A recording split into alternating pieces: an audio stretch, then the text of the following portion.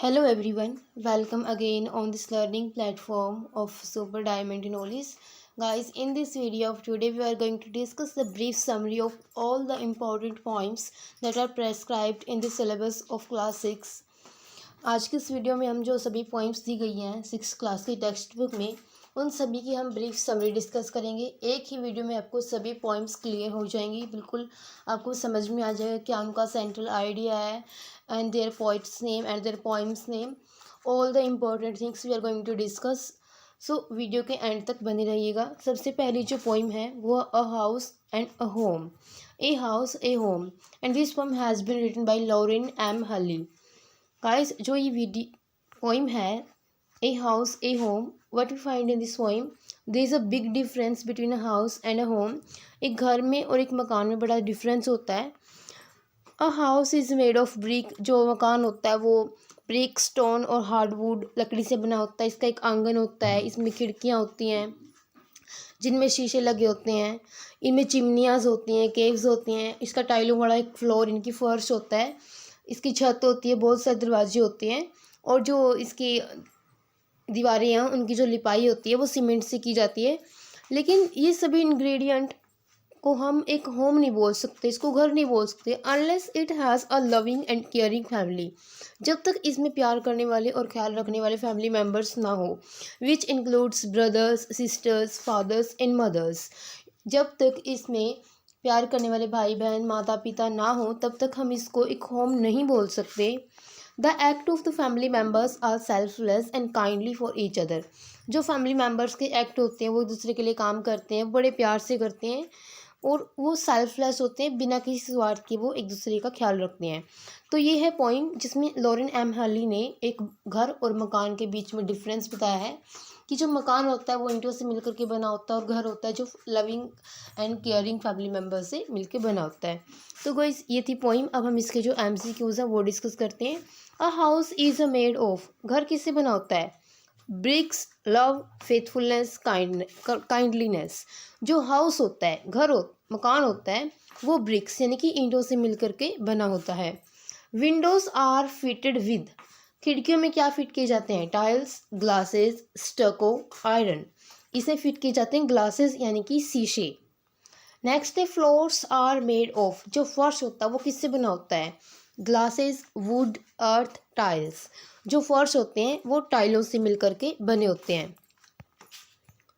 How many doors are there in a house, एक घर में कितने दरवाजे होते हैं? अ लॉट ऑफ, इनकी बहुत सारे दरवाजे होते हैं, कोई काउंटिंग नहीं है, ना कोई फिक्स रूल है कि कितने दरवाजे होंगे। जितने भी दरवाजों की ज़रूरत होती है, जितने भी रिक्वायर्ड होते हैं उतने दरवाजे होते हैं। सो इसका जो आंसर होगा वो होगा a lot of. What is a home made of, जो होम होता है, घर होता है, वो किससे बना होता है? Family, kindliness, unselfish act, all of these. इसका जो करेक्ट आंसर है वो ऑल ऑफ दीज, इन सभी से मिलकर के ही एक होम बना होता है। नेक्स्ट क्वेश्चन है question number 6, the act of family members are, family members के जो एक्ट होते हैं, जो वो काम करते हैं, वो कैसे होते हैं? वो अनसेल्फिश होते हैं कि बिना किसी स्वार्थ के। What is found in a home, एक घर में क्या पाया जाता है? Brothers, sisters, fathers and mothers, all of these. ये सभी एक लविंग एंड केयरिंग फैमिली में पाए जाते हैं। The work in a home is shared, जो काम हम घरों में शेयर करते हैं वो कैसे करते हैं? Kindly, cruelly, orderly, badly. वो हम शेयर करते हैं काइंडली यानी कि बड़े अच्छे तरीके से, बड़े विनम्र भाव से।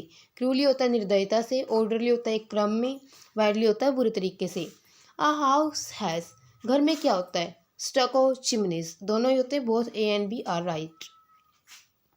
The poet of the poem, इस कविता के जो कवि हैं वो कौन है? I have already told you that the poet of this poem is Lorraine M Halli. आप इसकी जो स्पेलिंग है वो यहाँ से देख सकते हो। नेक्स्ट क्वेश्चन है आई लिव इन, मैं रहता हूँ, कहाँ पे रहता हूँ? होम, मैं एक घर में रहता हूँ। हाउस सिर्फ एक मकान को बोलेंगे, जो होम होगा वो घर होगा, दोनों डिफरेंट चीज़ें हैं। जो हाउस होता है वो ईंटों से, पत्थर से, सीमेंट से मिलके बना होता है और जो घर होता है, होम होता है, वो लविंग और केयरिंग फैमिली मेम्बर्स जैसे कि फादर्स, मदर्स, ब्रदर, सिस्टर, इन सब से मिलकर के बना होता है। तो गाइस, ये थी poem a house a home. अब हम चलते हैं नेक्स्ट पोइम की ओर, जिसका नाम है द काइट। जो ये पोइम है द काइट, ये हैरी बैन के द्वारा लिखी गई है। इसकी जो समरी है उसको रीड करते हैं। A new kite looks very beautiful in the blue sky. जो एक नई पतंग होती है वो नीले आसमान में बड़ी सुंदर दिखाई पड़ती है। It dives and dips and snaps its tales.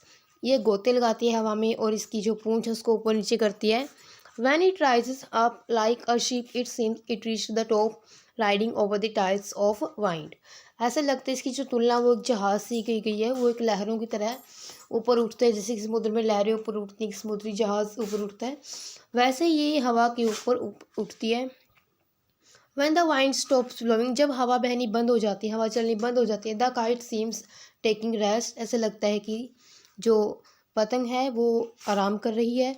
When the string of the kite get loosen, जब पतंग की रस्सी को ढीला छोड़ा जाता है, we wind it back and run until a new breeze blows, जब पतंग की रस्सी को हम ढीला पड़ जाती है वो आसमान में हवा ना चलने की वजह से, तो हम इसको फिर क्या करते हैं, फिर से हम इसको भी वाइंड इट बैक यानी कि वापस लपेटते हैं रस्सी को, और तब तक दौड़ते रहते हैं जब तक एक नई हवा नहीं चलनी स्टार्ट हो जाती। Its wings are filled up with new air, जो इसके पंख होते हैं फिर नई हवा से भर जाते हैं और फिर ये इट गोज अप अगेन, फिर से ऊपर चली जाती है। whenever it gets caught on the top of a tree, जब भी किसी पेड़ की टॉप की ऊंची वाली चोटी में फंस जाती है, इट इज़ torn, ये फट जाती है, एंड लुक्स वेरी अगली, बड़ी भद्दी दिखाई पड़ती है। ये थी पॉइंट जिसमें काइट के बारे में बताया गया है। अब हम जो इसकी मल्टीपल चॉइस क्वेश्चन हैं वो देखते हैं। The kite is bright when it is, जो पतंग होती है बड़ी चमकदार होती है, कब होती है वो, जब वो नई होती है। What colour is of the sky, आसमान का कलर कैसा, आसमान का कलर है ब्लू। नेक्स्ट क्वेश्चन है द काइट स्नैप्स इट्स, जो पतंग है वो किस चीज़ को फड़फड़ाती है, वो इसकी टेल को, इनकी इसकी पूंछ को फड़फड़ाती है। What does the kite ride over, किसके ऊपर ये राइड करती है, ये राइड करती है हवा के ऊपर। When wind falls the kite seems to, जब हवा चलनी बहती है बंद हो जाती है, फॉल्स द काइट, तो कैसा लगता है कि पतंग क्या कर रही है, वो रेस्ट कर रही है, ऐसा लगता है एक जगह वो थम जाती है। When do we wind the string back, हम रस्सी को कब वापस लपेटते हैं। When the string goes slack, जब वो ढीली पड़ जाती है। What is bright on the blue, आसमान में क्या चीज़ ब्राइट है, वो है kite. When it is new, what is new, जब ये नई होती, कौन सी चीज़ नई होती है, वो होती है नई पतंग, पतंग के बारे में यहाँ पे बोला गया है। नेक्स्ट है the kite rigid of when, जो पतंग होती है वो फट जाती है, कब वो फट जाती है। When it is caught in the top of a tree, जब ये किसी पेड़ की ऊंचे वाली चोटी में फंस जाती है तब। Who is the poet of the poem the kite, इस कविता के कवि कौन है, वो है Harry ban. A new kite looks, जो नई पतंग होती है वो कैसी दिखती है, वो दिखती है चमकदार, ब्राइट वो दिखती है। What is the kite compare to, पतंग की तुलना किससे की गई है, it is compare to a ship, इसकी तुलना एक शिप से की गई है। नेक्स्ट पोइम है द क्वर्ल। क्वर्ल होता है लड़ाई या फिर झगड़ा, और जो इस कविता के कवि हैं वो हैं एलेनर फार्जियन। उसका नाम आप बाद में देख लेना, एमसीक्यूज में आपको मिल जाएगा उसके नाम की स्पेलिंग। इसकी समरी देखिए। वन डे द पोइटस, जो कवित्री होती है, कर्ल्ड विद हर ब्रदर, उसके भाई के साथ उसकी लड़ाई हो जाती है। The start of the curl was very light, जो झगड़े की शुरुआत थी वो बड़ी हल्की थी। But it's and was very strong, लेकिन जो इसका अंत था वो बड़ा भारी था। द ब्रदर वॉज क्लेमिंग, जो भाई था वो ये दावा कर रहा था दैट ही वॉज राइट, वो सही था। But the poet's know that he was wrong, जो भाई था वो ये बोल रहा था कि वो सही था, बट जो कवित्री होती है, पोइटस होती है, वो जानती है वो गलत था। They both hated one another, दोनों एक दूसरे से नफरत करना स्टार्ट कर देते हैं। देयर आफ्टरनून बिकेम बोरिंग, उनकी जो दोपहर होती है वो बड़ी बोरिंग हो जाती है। Then suddenly the brother thumped on the back of the poetess, तब अचानक से जो भाई आता है वो कवित्री की पीठ के ऊपर थपथपाता है और उसको पूछता है ask her to leave the quarrel, कि झगड़ा छोड़ दो, अब लड़ाई बंद करो। Then the poets realised that she was in the wrong, तब पोइटस को फील होता है कि वो गलत थी, and her brother was in the right, और उसका भाई सही था। बस ये छोटी सी पोइम में झगड़ा होता है कवित्री और उसके भाई के बीच में, दोनों झगड़ा करना स्टार्ट कर देते हैं। झगड़े की शुरुआत बड़ी हल्की फुल्की होती है, लेकिन इसका अंत बड़ा भारी होता है। उनकी जो आफ्टरनून होती है वो बोरिंग हो जाती है। लास्ट में कहते हैं जो भाई होता है वो उसकी बहन के पास आता है, इनकी पोइटस के पास आता है, उसकी पीठ थपथपाता है बोलता है कि अब तो झगड़ा छोड़ दो। तब कवित्री को, पोइटस को फील होता है कि उसका भाई सही था और वो गलत थी। तो ये थी पॉइंट। इसके एमसीक्यूज देखिए। द पोइटस क्वार्रल्ड विद हर, कवित्री की लड़ाई किससे थी? विद हर ब्रदर, उसके भाई के साथ। For what reason did the poetess have a quarrel with her brother, कवित्री की उसके भाई से लड़ाई किस बात पे थी? नथिंग, किसी भी बात पर नहीं थी, बिना बात पर उनकी लड़ाई हुई थी। How was the start of the quarrel, झगड़े की शुरुआत कैसी थी? इट वॉज स्लाइट, ये बड़ी हल्की थी। How was the end of the quarrel, झगड़े की जो एंड था, समाप्ति थी, वो कैसी थी? वो स्ट्रॉन्ग थी। What is the name of the poet of the poem the curl, curl poem के जो पोइट है वो कौन है? एलेनर फार्जिना है। वो already told you, you can see its spelling, आप इसके नाम की स्पेलिंग देख सकते हो। How do the poetess and her brother treat one another, कवित्री और उसका भाई एक दूसरे को कैसे ट्रीट करते हैं? वो एक दूसरे से हेट करना स्टार्ट कर देते हैं। How was their afternoon after the quarrel, उनकी दोपहर कैसी हो गई थी झगड़े के बाद? इट वॉज बोरिंग, बोरिंग हो गई थी। Who thumped on poetess back, poetess की बैक के ऊपर किसने थम्प किया था? उसके भाई ने किया था, her brother. Who admitted that he or she was wrong, किसने स्वीकार किया था कि वो गलत है? उसके भाई ने स्वीकार किया था कि वो गलत है। हु हेटेड वन अनदर, किसने एक दूसरे से नफरत की थी? The poet's and her brother. ये थी एक और पोइम जो हमने डिस्कस कर ली। अब हम नेक्स्ट पोइम की तरफ चलते हैं, वो है ब्यूटी। ब्यूटी होती है सुंदरता, और जो ये पोइम है ए शोर के द्वारा लिखी गई है। Let's read it's summary. Nature is full of beauty, जो प्रकृति होती है वो सुंदरता से भरपूर होती है। इसको हम देख सकते हैं, सुन सकते हैं और महसूस कर सकते हैं हर जगह।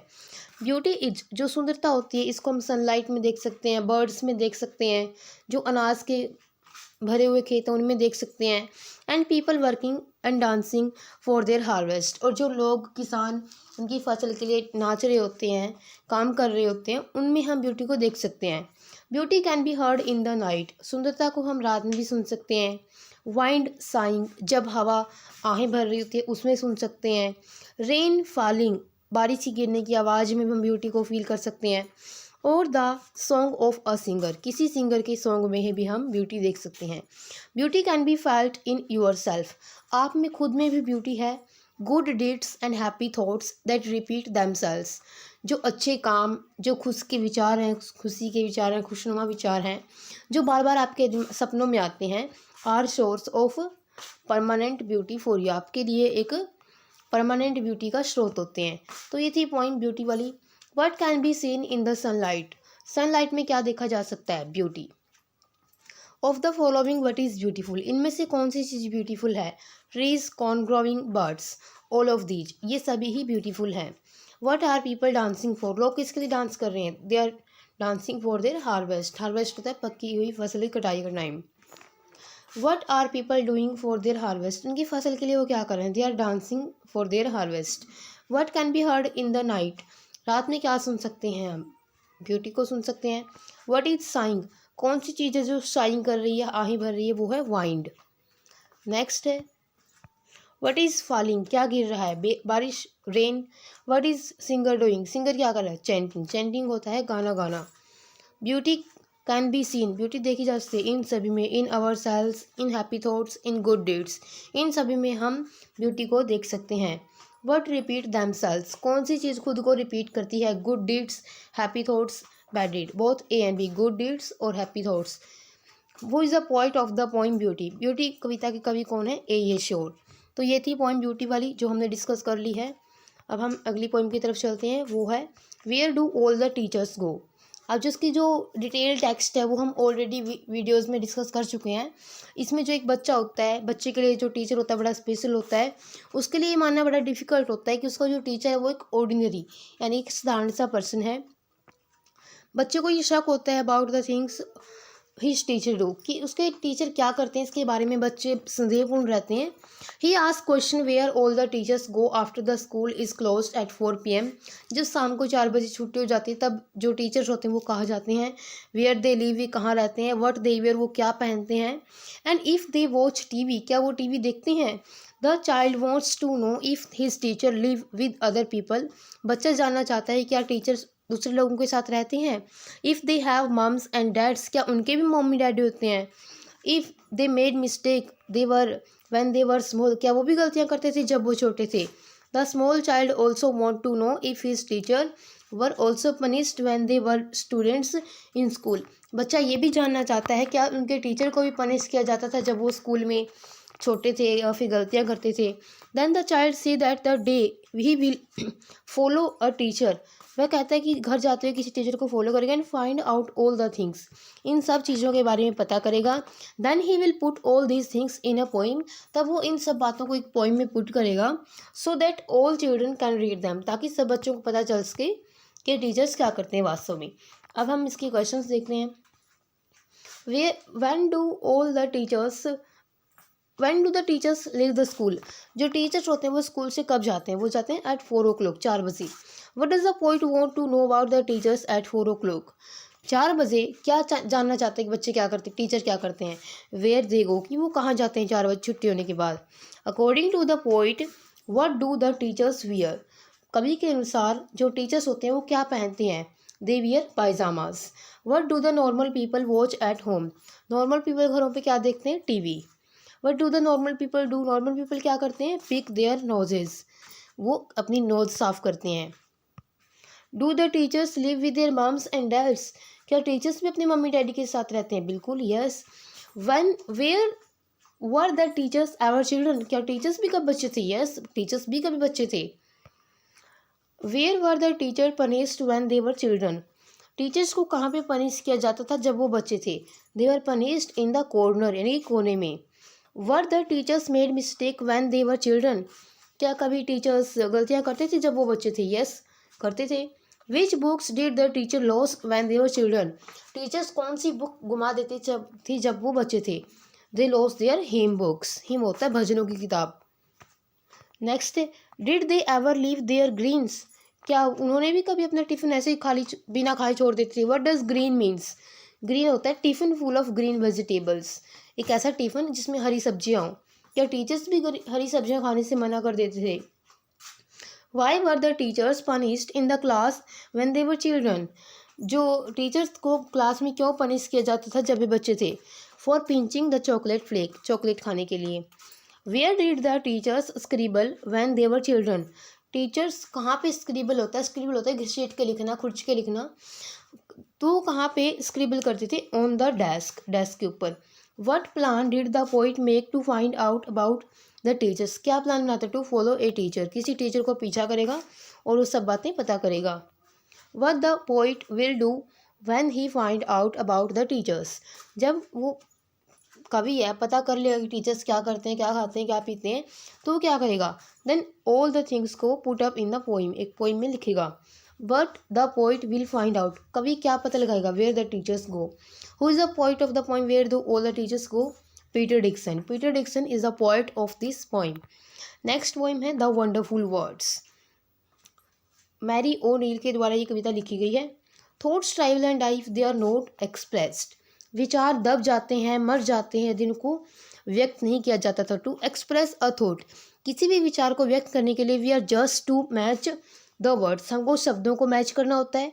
Many loveliest things are still imprisoned, बहुत सारी प्यारी प्यारी चीज़ें हमारे दिमाग में दबी पड़ी हैं। Because we lack proper words, क्योंकि हमारे पास अच्छे उचित शब्दों की उचित शब्द नहीं है हमारे पास टू एक्सप्रेस हम, उनको व्यक्त करने के लिए। Words are the food and dress of thought, जो शब्द होते हैं वो विचार के लिए भोजन और कपड़ों का काम करते हैं। They give a shape and movement to thought, वे हमारे विचारों को गति प्रदान करते हैं, उनको एक आकार प्रदान करते हैं। Everybody likes to hear fresh and beautiful thoughts, हर कोई सुंदर और ताज़े विचार सुनना पसंद करता है। Only words have such a great power, सिर्फ शब्दों में इतनी पावर होती है। That can free a thought from its prison behind our eyes, शब्दों में ये ताकत होती है कि वो हमारी आंखों के पीछे हमारे मन में, हमारे दिमाग में जो विचार हैं उनको वो बाहर ला सकते हैं। ये थी पोइम मैरी ओ नील के द्वारा लिखी हुई। What should we never let with a thought, हमें किसी विचार के साथ क्या नहीं करना चाहिए? टू स्ट्राइवल, ना तो उसको दबने देना चाहिए ना ही उसको मरने देना चाहिए। Both A and B. Which language is a wonderful game, कौन सी लैंग्वेज को एक वंडरफुल गेम बोला गया है? इंग्लिश लैंग्वेज को बोला गया है। Can we play the game of language, क्या हम लैंग्वेज गेम खेल सकते हैं? Yes we can. To speak English what are we to match, English बोलने के लिए हमको क्या मैच करना होता है? हमको मैच करने होते हैं वर्ड्स, इनके शब्द। नेक्स्ट है where are the brightest thought, जो महान विचार है वो कहाँ है? इन अवर हेड, हमारे मन में, हमारे दिमाग में। How do the brightest thought come out, कैसे आते हैं वो बाहर? Clearly and truly, clear and true. What are the words to thought, words thought के लिए क्या काम करते हैं? फूड का, बॉडी का भी और ड्रेस का भी। फूड और जो ड्रेस है वो तो दिया हुआ है, और बॉडी इसलिए बोला क्योंकि वो उसको शेप भी देते हैं। जो शब्द होते हैं विचारों को शेप भी प्रदान करते हैं। How are thoughts groomed and fed, विचार को कैसे फेड किया जाता है? हैंडसमली, बड़ी सुंदरता से। What type of words everyone longs to hear today, किस प्रकार के शब्द सुनना हर कोई पसंद करता है? Fresh and beautiful words, both A and B. What can free a thought, एक विचार को कौन सी चीज फ्री कर सकती है? वह शब्द, words. Where are the thoughts imprisoned, विचार कहाँ रुके होते हैं? बिहाइंड अवर आइज, हमारी आंखों के पीछे। What is holding a marvellous new surprise, कौन सी चीज़ है जो एक बड़ा शानदार सरप्राइज छिपाए हुए है, पकड़े हुए है? वो है माइंड, हमारा मन। How is the surprise, surprise कैसा है? New. Who is the point of the poem? The wonderful words, Mary O'Neill is the point of this poem. Next poem है वोकेशन। वोकेशन होता है व्यवसाय, यानी कि कोई भी काम धंधा, आजीविका चलाने के लिए कोई ना कोई कुछ न कुछ काम करता ही है उसका पेट पालने के लिए। जो ये पोइम है रविंद्रनाथ टैगोर के द्वारा लिखी गई है, बड़ी ब्यूटीफुल पोइम है।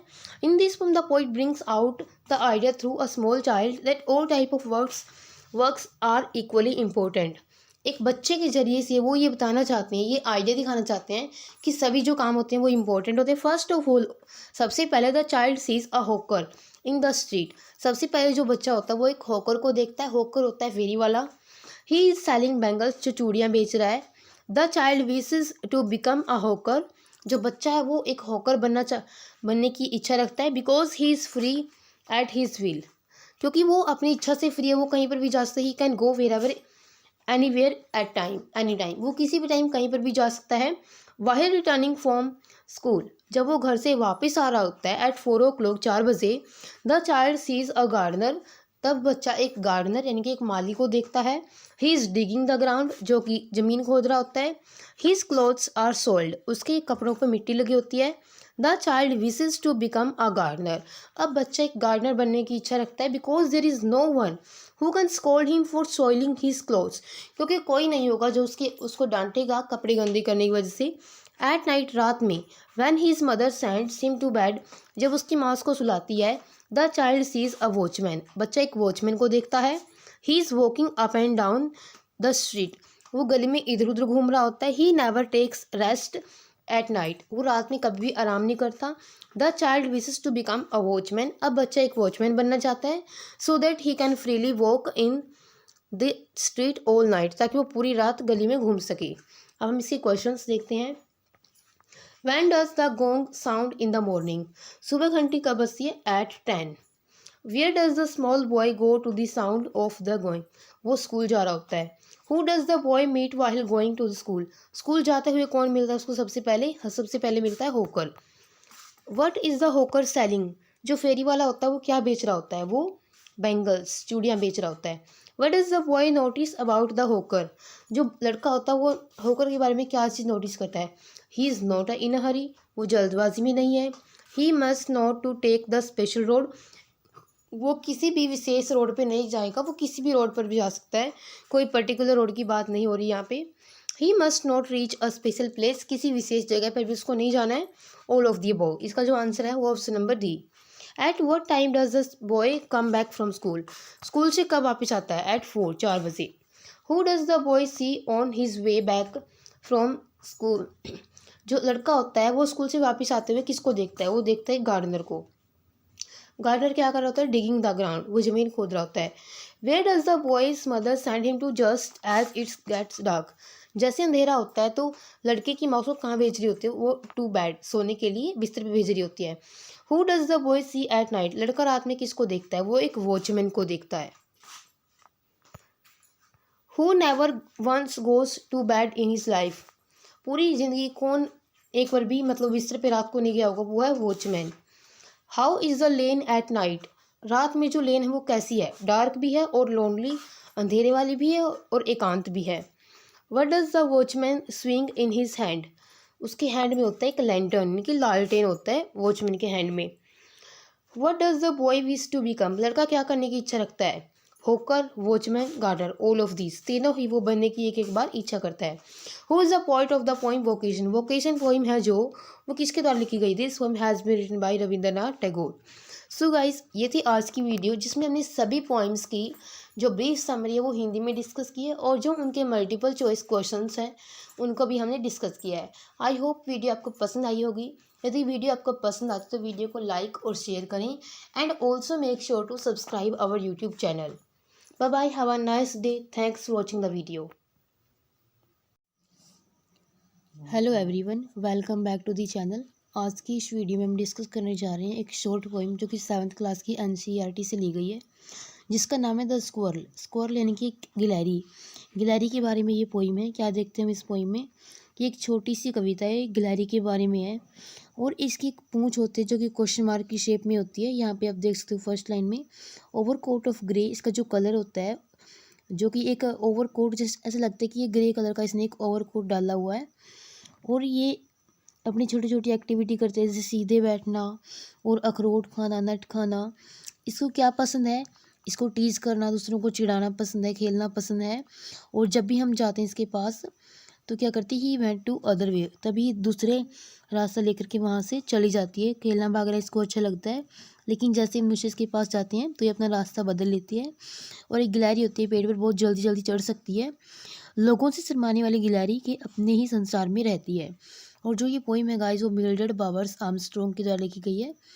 यही आज की वीडियो में, बड़ी शॉर्ट पोइम है ये। Meet in the next interesting video. Till then take care, bye bye, have a nice day, thanks for watching the video. Hello everyone, welcome back to the channel. इस video में हम discuss करने वाले हैं एक और पोइम जिसका नाम है द रेबेल। और जो ये पोइम है गाइस वो D.J. एनराइट इसके द्वारा ये पोइम लिखी गई है। इसके पोइट का नाम सीधे सीधे पूछा जा सकता है तो वो है D.J. एनराइट। इसके द्वारा ये पोइम लिखी गई है। रेबल होता है विद्रोही, यानी कि जो बिल्कुल दूसरों का उल्टा करता है, दूसरों से बिल्कुल असहमत होता है। इस पोइम में हम क्या देखते हैं कि जब हर किसी के छोटे बाल होते हैं तो वो लंबे बाल उगाता है। जब हर किसी के लंबे बाल होते हैं तो वो छोटे बाल उगाता है। जब हर सभी बच्चे बाकी पाठ के दौरान बातें करते हैं तो वो ये बोलते हैं कि कुछ ना बोलो, चुप रहो। और जब कोई भी बात नहीं करता तो वो क्लास में डिस्टर्बेंस क्रिएट करता है, मतलब जैसा दूसरे करते हैं उनसे वो बिल्कुल अपोजिट करता है। नेक्स्ट लाइन देखो गाइस इसकी। जब दूसरे यूनिफॉर्म डालते हैं तो वो शानदार कपड़ों में होता है और जब दूसरे बच्चे शानदार कपड़े डाल के आते हैं तो वो बड़े सोबर लुक वाले, बड़ी विनम्रता उदार पूर्वक वो कपड़े डाल के आता है। जब सभी डॉग लवर्स होते हैं तो वो बिल्लियों को प्रेफरेंस देता है।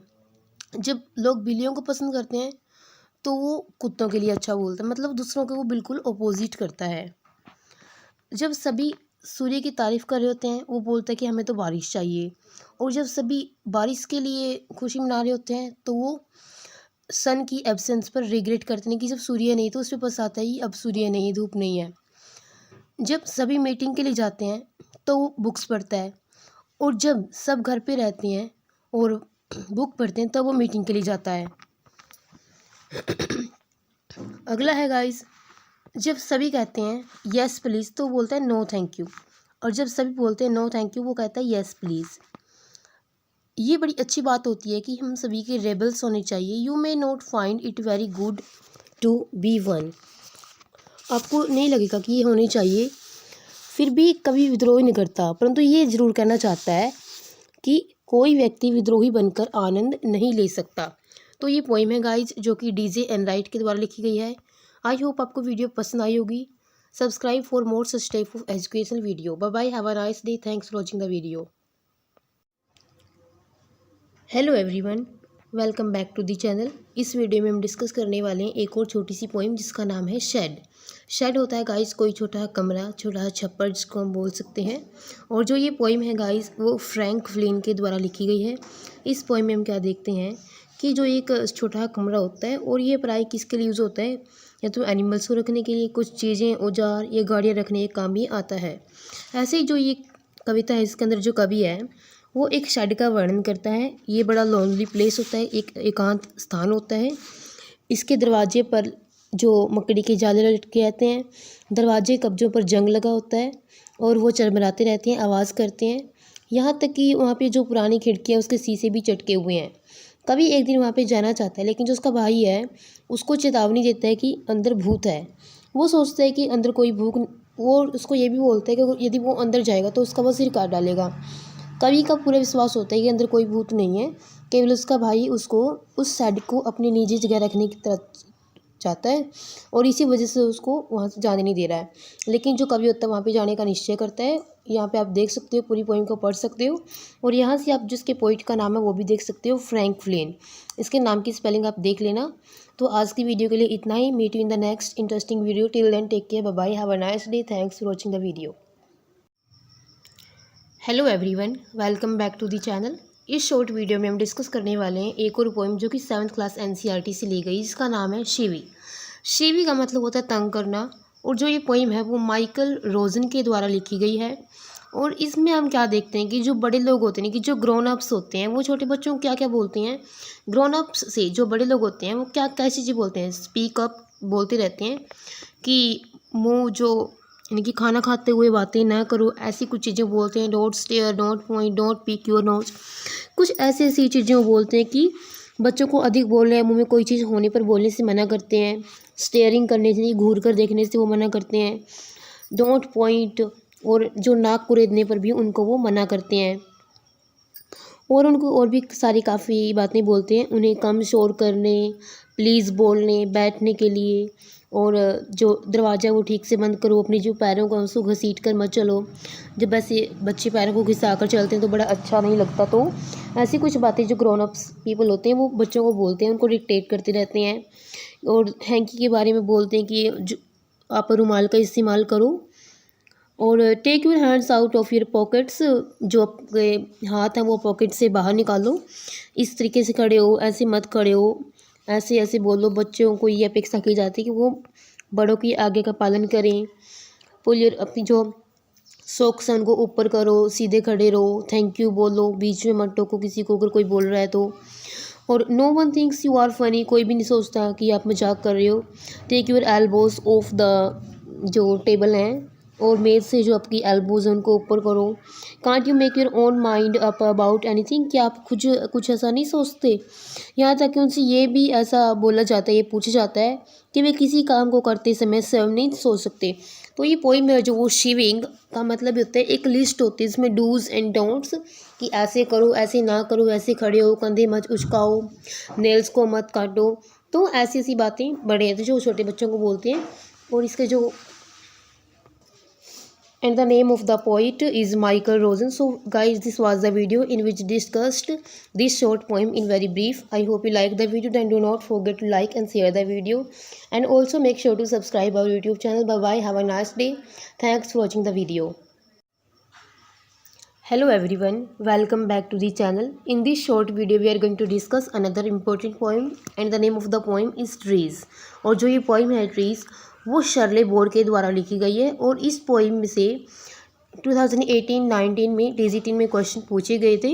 तो एक्सपेक्टेड है कि ऐसे 2024 में पूछे जाएँ। तो उन सभी एग्ज़ाम्स के लिए जो ये पोइम है बड़ी इंपॉर्टेंट है। NCERT 7th क्लास से ली गई ये पोइम है। तो चलिए इसके बारे में डिस्कस करते हैं। शर्ले बोर इसके पोइट हैं। Let's start. Trees are for bird, जो पेड़ों के बारे में ये पोइम है। जो पेड़ होते हैं बच्चों के लिए होते हैं, पक्षियों के लिए होते हैं, पक्षियों के लिए होते हैं, बच्चों के लिए होते हैं, और ट्री हाउस बनाने के लिए होते हैं, झूला झूलने के लिए होते हैं। हवा चलती है इन्हीं की वजह से। इसके पीछे छिपके हम हाइड एंड सीक, जो लुका छिपी का खेल है उसको खेला जा सकता है।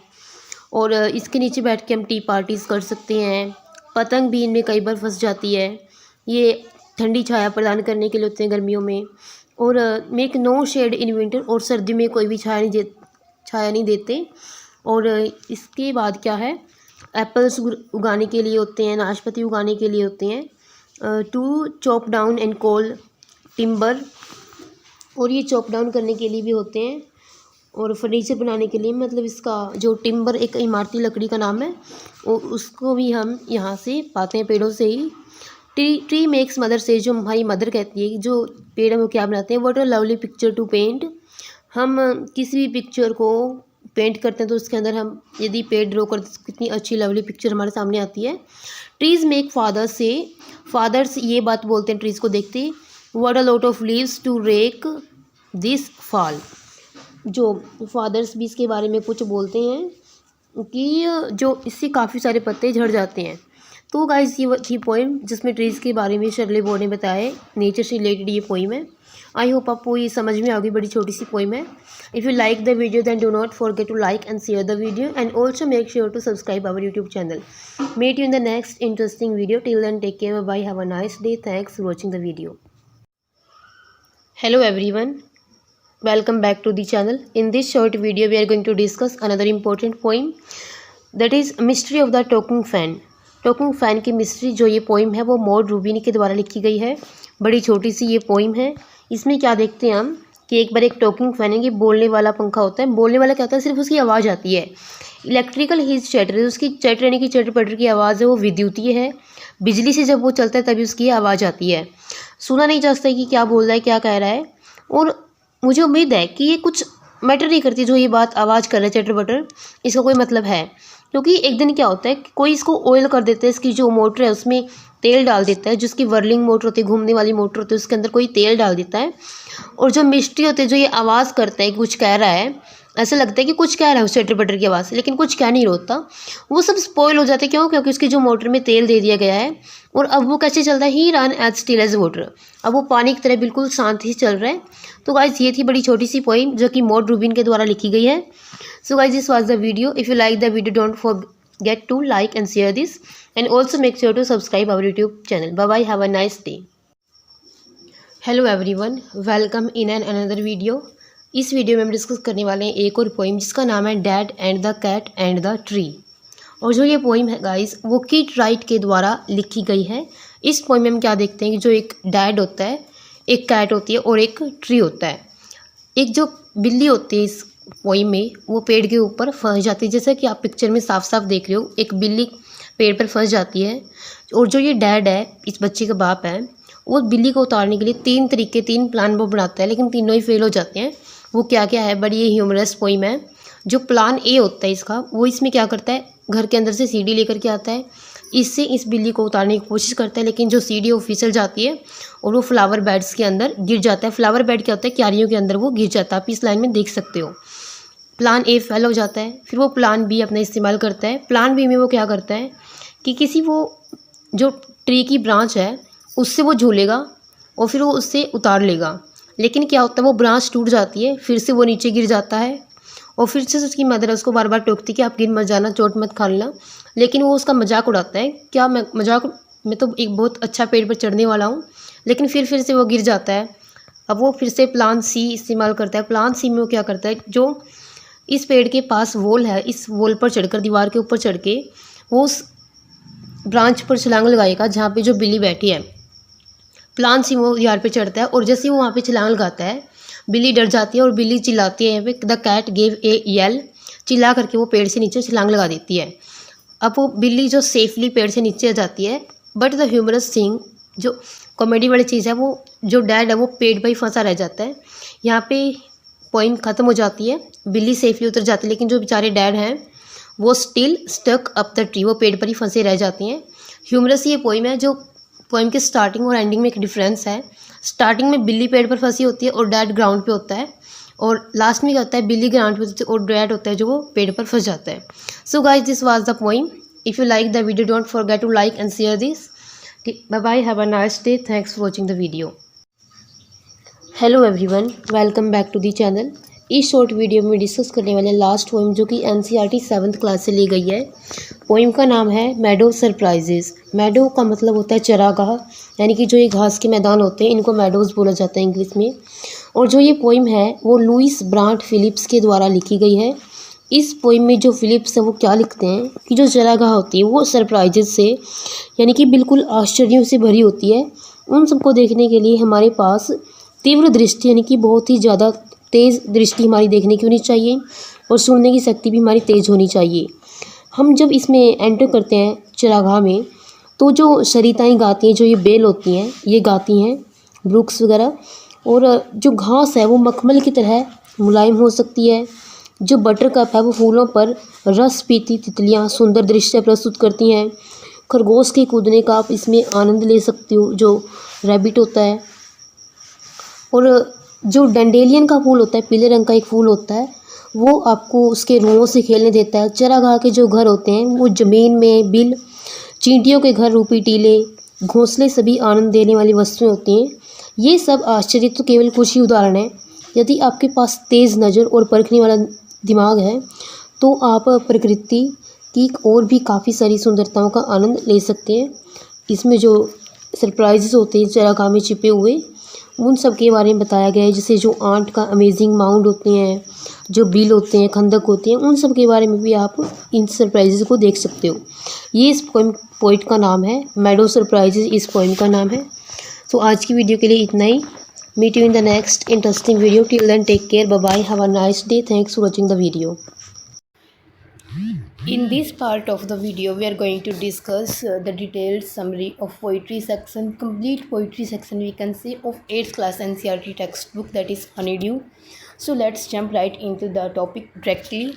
The first poem is The Ant and the Cricket. जो सबसे पहली पोइम है, जो 8th क्लास के NCERT टेक्स्ट बुक हनीड्यू है, उसका जो पोइट्री सेक्शन है उसकी कंप्लीट समरी हम इस वीडियो में डिस्कस करेंगे। और जो ये पोइम है गाइज, आपसे पूछा जा सकता है कि किसके द्वारा लिखी गई है। सो जो ये पोइम है वो एडेप्टेड फ्रॉम एसएप्स फैबल, सो एसएप्स के फैबल से ली गई है। जो यहाँ पे एक वर्ड आपको स्क्रीन पर दिख रहा है फैबल्स, इससे रिलेटेड एक क्वेश्चन पूछा गया था एस्टेट के प्रीवियस ईयर पेपर्स में। ये पूछा गया था कि जो एक स्टोरी होती है और उसमें एनिमल्स को एज करेक्टर लिया जाता है और वो एक मॉरल कन्वे करती है, उसको क्या बोला जाता है? उसको गाइस बोला जाता है फैबल। तो ये आपने याद रखना है कि इस फैबल क्या होता है। और जो ये पोइम है the ant and the cricket, वो एक फैबल है। इसमें हम क्या देखते हैं कि एक बड़ा मूर्ख झिंगूर होता है, क्रिकेट जिसको बोलते हैं। He was accustomed to sing, उसको गाने की आदत होती है। वो उसके गर्मी और बसंत ऋतु, जो सारे मौसम हैं अच्छे अच्छे सुहावने, उनको वो गाने में बिता देता है। और वो विंटर्स के लिए यानी कि सर्दियों के लिए कुछ भी इकट्ठा करके नहीं रखता। When the winter was set to coming, जब सर्दी आने वाली होती, ही वॉज वरीड, उसको बड़ी चिंता हो जाती है। He needed shelter and food, उसको भोजन की और रहने की जगह की ज़रूरत होती है। So he went to an aunt to borrow something, इसलिए वो किसी आंट के पास चला जाता है किसी वो कुछ उधार लेने के लिए। But the ant said that, लेकिन जो आंट है वो क्या कहते हैं कि आंट ना तो कभी बोरो करती हैं, ना ही वो किसी को बोरो, ना तो वो उधार लेती हैं ना ही वो उधार देती हैं। They never borrow and never lend. The ant asked that what he did in warm season, वो जो चींटी होती है वो उसको पूछती है कि वो अपनी गर्मी के सीज़न में क्या कर रहा था। वो बोला कि मैं तब गाया करता। तो आंट उसको बोलते तो अपना जो विंटर है उसको स्पेंड कर लो डांसिंग के द्वारा। अगर तुमने अपना बसंत और गर्मी का जो ऋतु है वो गाने में बिता दिया तो अब नाच के बिता लो अपनी विंटर्स को। The poet thinks that it is a true story based on realities of life. कवि सोचता है कि जो ये कविता है वो मानव की जो वास्तविकता है जीवन की, उसके ऊपर आधारित ये कविता है। बड़ी अच्छी पोइम है, इसमें आप डिटेल में पढ़ सकते हो और कुछ ज़्यादा इसमें मुश्किल नहीं है, बिल्कुल आसान है। जो सेकंड पोइम है इसकी, जो हमको देखने को मिल रहा है स्क्रीन पर, उसका नाम है guys geography lesson. Geography lesson इस पोइम का नाम है। और जो ये पोइम है जुल्फिकर घोष के द्वारा लिखी गई है। आपने इसके पोइट का नाम रखना है याद, और जो पोइम का नाम है वो तो आपने याद रखना है, geography lesson written by Zulfikar Ghose. इस पोइम में हमको क्या देखने को मिलता है कि जो कवि है वो एक जेट प्लेन में बैठ कर के आसमानी ऊंचाई पे जाता है। और जब वो हाइट पे चला जाता है तो कभी क्या देखता है कि जो city is not developed in a planned way, वो देखता है कि जो ये सिटी है, जो शहर है, वो एक अच्छे नियोजित ढंग से नहीं बसाया गया है। He regrets the haphazard development of the city, वो इस अव्यवस्थित विकास पर बड़ा रिग्रेट करता है, बड़ा उसको दुख होता है इस चीज़ पर। When the poet's plane reached the height of 10,000 feet, जब कवि का जो ये प्लेन है वो 10,000 फीट की ऊंचाई पर पहुंच जाता है। He sees that the cities are located near the rivers and the valleys are populated. वो जब 10,000 की ऊंचाई पर फीट की ऊंचाई पर पहुंच जाता है तो कवि क्या देखता है कि जो ये शहर बसे हैं वो या तो नदियों के किनारे बसाए गए हैं, और जो वैलीज हैं, घाटियाँ, वहाँ पे लोग हैं जो बसे हुए हैं, वहाँ पर पॉपुलेशन बसी हुई है। तो ही understand the logic of geography, वो जियोग्राफी का एक लॉजिक यहाँ पे समझता है।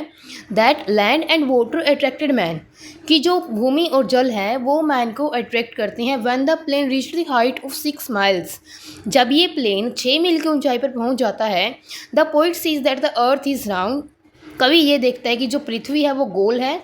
And there is more sea than land, वहाँ पर समुद्र से ज़्यादा, मतलब लैंड से ज़्यादा समुद्र है, मतलब भूमि से ज़्यादा वहाँ पे पानी है। But the poet does not understand why man have built walls across the cities to hate other fellow beings. कभी बट ये नहीं समझ पाता कि जो लोग हैं उनके बीच में दीवारें क्यों बना ली हैं एक दूसरे से घृणा करने के लिए, क्यों उन्होंने इतनी ज़्यादा मतलब भेदभाव वो आपस में करते हैं। ये पोइम उसमें यही कुछ देखने को मिलता है। इसके बाद हम चलते हैं जिसकी थर्ड पोइम है द लास्ट बार्गेन। बड़ी सुंदर सी पोइम है, रविंद्रनाथ टैगोर जी के द्वारा लिखी गई ये पोइम है। इस कविता में हमको क्या देखने को मिलता है, the last bargain written by Rabindranath Tagore. इसमें हमको क्या देखने को मिलता है कि जो कवि है कि वो चाहता है कि कोई आए और उसको हायर कर ले, उसको नियुक्त कर ले, भाड़े पे ले ले उसको। फर्स्ट ऑफ ऑल सबसे पहले एक राजा आता है उसको हायर करने के लिए, और वो कहता है कि उसको उसकी पावर से हायर कर लेगा। बट लेकिन वो ऐसा नहीं कर पाता क्योंकि उसकी जो पावर थी वो काउंटेड जीरो हो, उसकी बिल्कुल जीरो निकली, वो पावर निकली ही नहीं उसकी। और क्या होता है, heat of the mid day, सबसे पहले तो राजा आता है उसकी पावर से उसको हायर करने के लिए। But heat of the midday यानी कि दोपहर में एक बूढ़ा आदमी आता है to hire the poet with his money, उसके पैसों से उसको वो हायर करना चाहता है, लेकिन वो भी अनसक्सेसफुल हो जाता है, वो भी फेल हो जाता है। He couldn't do because his money was worthless to the poet, क्योंकि कवि के लिए उस पैसे की कोई कीमत ही नहीं थी। देन इन द इवनिंग, शाम को क्या होता है, एक fair maid came to hire the poet with her smile. शाम को एक बड़ी सुंदर औरत आती है उसको उसकी स्माइल के साथ हायर करने के लिए, but she could not be successful because her smile paled and melted into tears, क्योंकि उसकी स्माइल थी वो भी फीकी पड़ गई, पीली पड़ गई और वो आंसुओं में बह गई। देन इन द एंड, अंत में क्या होता है, एक चाइल्ड आता है। Child was playing on the sand, एक बच्चा था जो सैंड पर खेल रहा था, और वो कहते हैं कि वो कभी को हायर कर लेगा बिना किसी चीज़ के, बिना कुछ चीज़ दे उसको हायर कर लेगा। The poet made a bargain, जो पोइट है एक बार्गेन कर लेता है, उसके साथ सौदा कर लेता है with him and felt a sense of freedom, और वो एक आज़ादी की एक भावना वो महसूस करता है। द लास्ट बार्गेन, बार्गेन का मतलब ही क्या होता है, एक सौदा, आखिरी सौदा। सबसे पहले एक राजा आता है पावर से उसको हायर करने के लिए, उसकी पावर जीरो निकलती है, और दोपहर को एक बूढ़ा आदमी आता है उसको उसके पैसे के साथ हायर करने के लिए, वो भी नहीं कर पाता उसको हायर क्योंकि पैसे की उसके लिए कोई कम कीमत नहीं थी। शाम को एक सुंदर स्त्री आती है उसकी स्माइल के साथ, उसकी भी स्माइल फीकी पड़ जाती है, आंसू में बह जाती है। लास्ट में एक बच्चा होता है जो खेल रहा होता है और वो कहता है कि कवि को बिना किसी चीज़ के बदले में हायर कर लेगा, तो बड़ा खुश होता है और वो सोच एक आज़ादी की भावना कवि महसूस करता है। यहाँ पे बस यही पॉइंट थी, छोटी छोटी पॉइंट है, सिर्फ 5 ही पॉइंट है 8th क्लास में। तो नेक्स्ट जो पॉइंट है यहाँ पे the school boy, the school boy जो कि विलियम ब्लेक के द्वारा लिखी गई है। बड़ी सुंदर सी पोइम है जो हमको बताती है एक स्कूल बॉय के बारे में जो स्कूल में हैप्पी नहीं है, खुश नहीं। वो the boy says that he loves to rise in summer morning, वो कहता है कि उसको गर्मी की सुबह में उठना पसंद है और उसे गाने गाना पसंद है, जिस स्काईलार्क बर्ड जो एक चातक पक्षी होता है उसके साथ गाना गाना उसको पसंद है। बट लेकिन जब उसके दिमाग में ये विचार आता है कि उसको स्कूल जाना है तो सारी उसकी खुशियाँ वो भाग जाती है। उसको स्कूल जाना बिल्कुल भी पसंद नहीं है। वो कहते हैं कि अपना जो पूरा दिन है वो टीचर्स की क्रूल आई के नीचे बिल्कुल आहें भरते हुए और निराशा में बिता देता है, और वो एक झुकी हुई पीठ के साथ वो बेंच पर बैठा रहता है।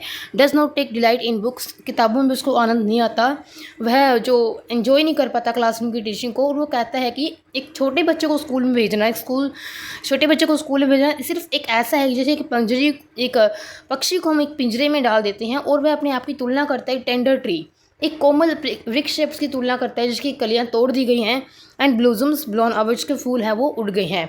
और इस प्रकार की सफरिंग से फ्लो करना, blow NOS how tree can give summer fruit, यदि किसी पेड़ को इस प्रकार सफरिंग का सामना करना पड़ेगा तो वह गर्मियों में फ्रूट कैसे देगा। 10 freedom should be provided to a child, इस प्रकार से बच्चे को चाइल्ड जो फ्रीडम है वो दी जानी चाहिए। ये इसका जो सार है विलियम ब्लेक के द्वारा ये कविता लिखी गई, the school boy. Final poem है On the Grasshopper and Cricket. On the Grasshopper and Cricket. This poem has been written by John Keats. What do we find in this poem? In this poem we find that there is a grasshopper and cricket. This is a nature poem. It is about the poetry of the earth. ये पृथ्वी कविता के बारे में है, और जो पृथ्वी की कविता होती है वो कभी भी ख़त्म नहीं होती है, पूरा साल भर तक चलती रहती है। 2 सीजन्स का एक साइकिल होता है, समर और विंटर। ड्यूरिंग समर में क्या होता है, जब पक्षी सूर्य गर्मी से बेहाल हो जाते हैं और वो ठंडे पेड़ों में छिप जाते हैं, तब हमको एक लवली वॉइस सुनाई पड़ती है। वो एक ग्रासहोपर की वॉइस होती है जो हमको सुनाई पड़ती है, और ये नई तरासी गई चरागाहों के बारे में होती है। और जो ग्रासहोपर होता है पूरे टाइम तो खुश रहता है, और जब वो थक जाता है उसके फन मजाक करते हुए तो वो रेस्ट करने चला जाता है बीनीथ सम प्लेजेंट वीड, कुछ सुहावने घास के नीचे वो आराम करने के लिए चले जाता है। ये तो थी बात समर की। अब विंटर में क्या होता है, the poetry of earth is continue in winter full of frost. ये सर्दियों में भी चालू रहते हैं, जब हर जगह पाला पाला हो जाता है, फ्रोस्ट हो जाता है, सर्दी हो जाती है। The winter has made everything silent, winters है जो हर सभी को शांत बना देती है। देन फिर हमको जो क्रिकेट की साउंड है यहाँ पे सुनने को मिलती है। The warmth of its song never decreases, जो इसके गानों की गर्माहट है वो कभी भी कम नहीं होती। इस टाइम पे जो ग्रास ऊपर है वो आराम कर रहा होता है, ग्रास हिल्स में, घास की पहाड़ियों में वो आराम कर रहा होता है, जो टिड्डा होता है। और झिंगुर का गीत हमको फिर सुनाई पड़ता है। तो गाइज़ ये थी जो पोइट्री सेक्शन जो हमने डिस्कस कर लिया। I hope you like the video, that do not forget to like in and also make sure to subscribe our YouTube channel for such type of educational videos. Bye bye, have a nice day, thanks for watching the video. Hello everyone, in this part of the video we are going to discuss the poetry section of 9th class NCERT textbook and the name of the textbook is Beehive. Poetry section हम आज के इस video में discuss करने वाले हैं। जो 9th class की जो पोइट्री सेक्शन है उसको कम्प्लीटली डिस्कस करेंगे। जितने भी पोइम NCERT से प्रेस्क्राइब्ड है 9th क्लास में वो सभी आपको इस एक ही वीडियो में समराइज़ की जाएंगी। और जो हमारी सबसे पहली जो पोइम है जिसका नाम है, जो आपको स्क्रीन पर विजिबल है, उसका नाम है द रोड नोट टेकन। और जो ये पोइम है गाइस वो रॉबर्ट फ्रॉस्ट के द्वारा लिखी गई है। और आपसे सीधे सीधे कई बार क्वेश्चन में पूछा गया प्रीवियस ईयर्स में कि जो ये पोइम है वो किसके द्वारा लिखी गई है, तो आपको बताना है, याद रखना है, ये रॉबर्ट फ्रॉस्ट के द्वारा लिखी गई पोइम है। तो चलिए स्टार्ट करते हैं। इस पोइम में हमको देखने को क्या मिलता है, जो ये पोइम है सबसे पहले 1916 में पब्लिश की गई थी। और इस कविता में क्या कहना चाहते हैं कि बड़ा गहन विचार इस कविता में प्रस्तुत किया जाता है कवि के द्वारा। On the surface the poem relates a simple incident. अगर हम सरफेस लेवल पर देखें तो ये बड़ा एक सिंपल सा इंसिडेंट यहाँ पे दिखाया जाता है। इसमें क्या देखते हैं हम, एक ट्रैवलर होता है जो जंगल से ट्रैवलिंग कर रहा होता है, यात्रा कर रहा होता है। और जब वो जंगल में जाता है तो उसके सामने दो रोड निकल कर आती हैं और वो देखता है कि वो कंफ्यूज हो जाता है कि उसको कौन सी रोड सेलेक्ट करनी चाहिए। तो वो काफ़ी देर तक गहन विचार करने के बाद वो डिसाइड करता है कि उसे वो वाली रोड चूज़ करनी चाहिए जो सबसे ज़्यादा कम ट्रैवल की गई है। मतलब जब आप इसकी पिक्चर देखते हो टेक्स्ट बुक के अंदर तो आपको एक कवि है जो वहाँ पे दिखाई पड़ता है और वहाँ पे दो रोड निकल दिखाई पड़ती हैं। जो एक रोड होती है बड़ी साफ़ सुथरी होती है और ऐसा लग रहा होता है कि वो बड़ी ज़्यादा यूज़ की गई रोड है, और जो दूसरी रोड होती है उसके ऊपर घास फूस झाड़ी वगैरह होती हैं, उगी हुई होती हैं, और वो ऐसा लगता है कि उससे बहुत कम लोगों ने उस रोड को सिलेक्ट किया होगा। तो यही जो कविता है, तो कवि जो होता है वो उसी रोड को सिलेक्ट करता है जो कि कम लोगों के द्वारा सिलेक्ट की गई थी। और यही चीज़ होती है जो कि सारा डिफरेंस क्रिएट कर देती है, और बड़ा वो खुश होता है कि उसने एक सही चॉइस सेलेक्ट की है। और यही होती है कि only the future tells whether our choice was right or not. सिर्फ यही जो चॉइस दिखाई गई है और हमारा जो फ्यूचर ही है वो वही हमको दिखाता है कि जो हमारी चॉइस है वो करेक्ट है या फिर नहीं है। तो यही सब इसकी पोइम की समरी मैंने आपको बता दी है, आप इसको रीड कर सकते हो। पतझड़ का मौसम था किसान, तो आप इसको पूरा यहाँ से रीड कर सकते हो। इंग्लिश समरी आप यहाँ से देख सकते हो, जिसका इंट्रोडक्शन पार्ट है वो आप यहाँ से देख सकते हो, और जिसकी हिंदी समरी वो आपको यहाँ से बिल्कुल आसानी से आप वीडियो को पॉज करके आसानी से रीड कर सकते हो। अब हम चलते हैं इसके जो नेक्स्ट पोइम है डायरेक्टली। देखिए विंड। विंड का मतलब क्या होता है, हवा। जो ये पोइम है विंड वो सुब्रमण्य भारती के द्वारा लिखी गई है। इसके पोइट का भी नाम आपको याद रखना है विद स्पेलिंग। और जो ये कविता है इसमें क्या कहता है कवि, इस पोइम में कविता वर्णन करता है कि जो हवा का एक्शन क्या है, हवा क्या काम करती है। ये क्या करती है, जब तेज़ हवा चलती है, आंधी तूफान आ जाता है तो ये खिड़कियों के शीशे तोड़ देती है, शेल्फ भी जो बुक्स रखी है उनको नीचे फेंक देती है, और जो कमज़ोर मकान होते हैं उनको ये गिरा देती है। लेकिन इनका जो हवा का जो असर है वो मजबूत मकानों पर बिल्कुल भी नहीं पड़ता है, और यह कमज़ोर आग को बुझा सकती है लेकिन जो तेज़ आग होती है इसको और भी ज़्यादा प्रचंड बना देती है, इसको और भी ज़्यादा ये भड़का देती है।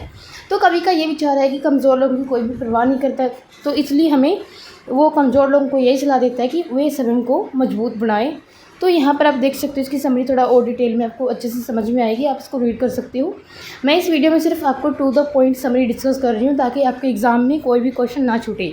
विंड सुब्रमण्य भारती के द्वारा लिखी गई पोइम है। इसमें जो कवि है ये कहता है कि जो ये हवा होती है, जो आंधी तूफान होती है, वो कमज़ोर मकानों को गिरा देती है, खिड़कियों के शीशे तोड़ देती है, और जो बुक शेल्फ के ऊपर बुक्स रखी उनको गिरा देती है। और वैसे ही ये कहना चाहता है कि हमें भी मजबूत बनना चाहिए ताकि हमें कोई भी नुकसान ना पहुंचा सके, क्योंकि कमज़ोरों की कोई भी परवाह नहीं किया करता। ये पोइम है, बड़ी आसान सी पोइम है, यहाँ से आप इसके स्टैंजर्स को देख सकते हो। इसके बाद देखिए हम अगली पोइम पर चलते हैं, rain on the roof. Rain on the roof एक अगली पोइम है जो कि कोट स्किने के द्वारा लिखी गई है। ये भी बड़ी इंपॉर्टेंट पोइम है, इससे भी आपसे क्वेश्चन पूछे जा सकते हैं। इसमें कवि क्या कहना चाहता है कि जब आसमान में काले बादल छाए होते हैं और बारिश शुरू हो जाती है और प्रत्येक व्यक्ति रोमांचित हो उठता है, तो हर एक व्यक्ति यही चाहता है कि वो अपने आराम से बड़े बिल्कुल मज़े से बिस्तर पे पड़ा रहे, और बहुत सारी कल्पना उसके मन में दौड़ती रहती हैं। वह छत की ओर स्लेटों पर वर्षा की जो बूंदों की आवाज़ को सुनना उससे बड़ा अच्छा लगता है।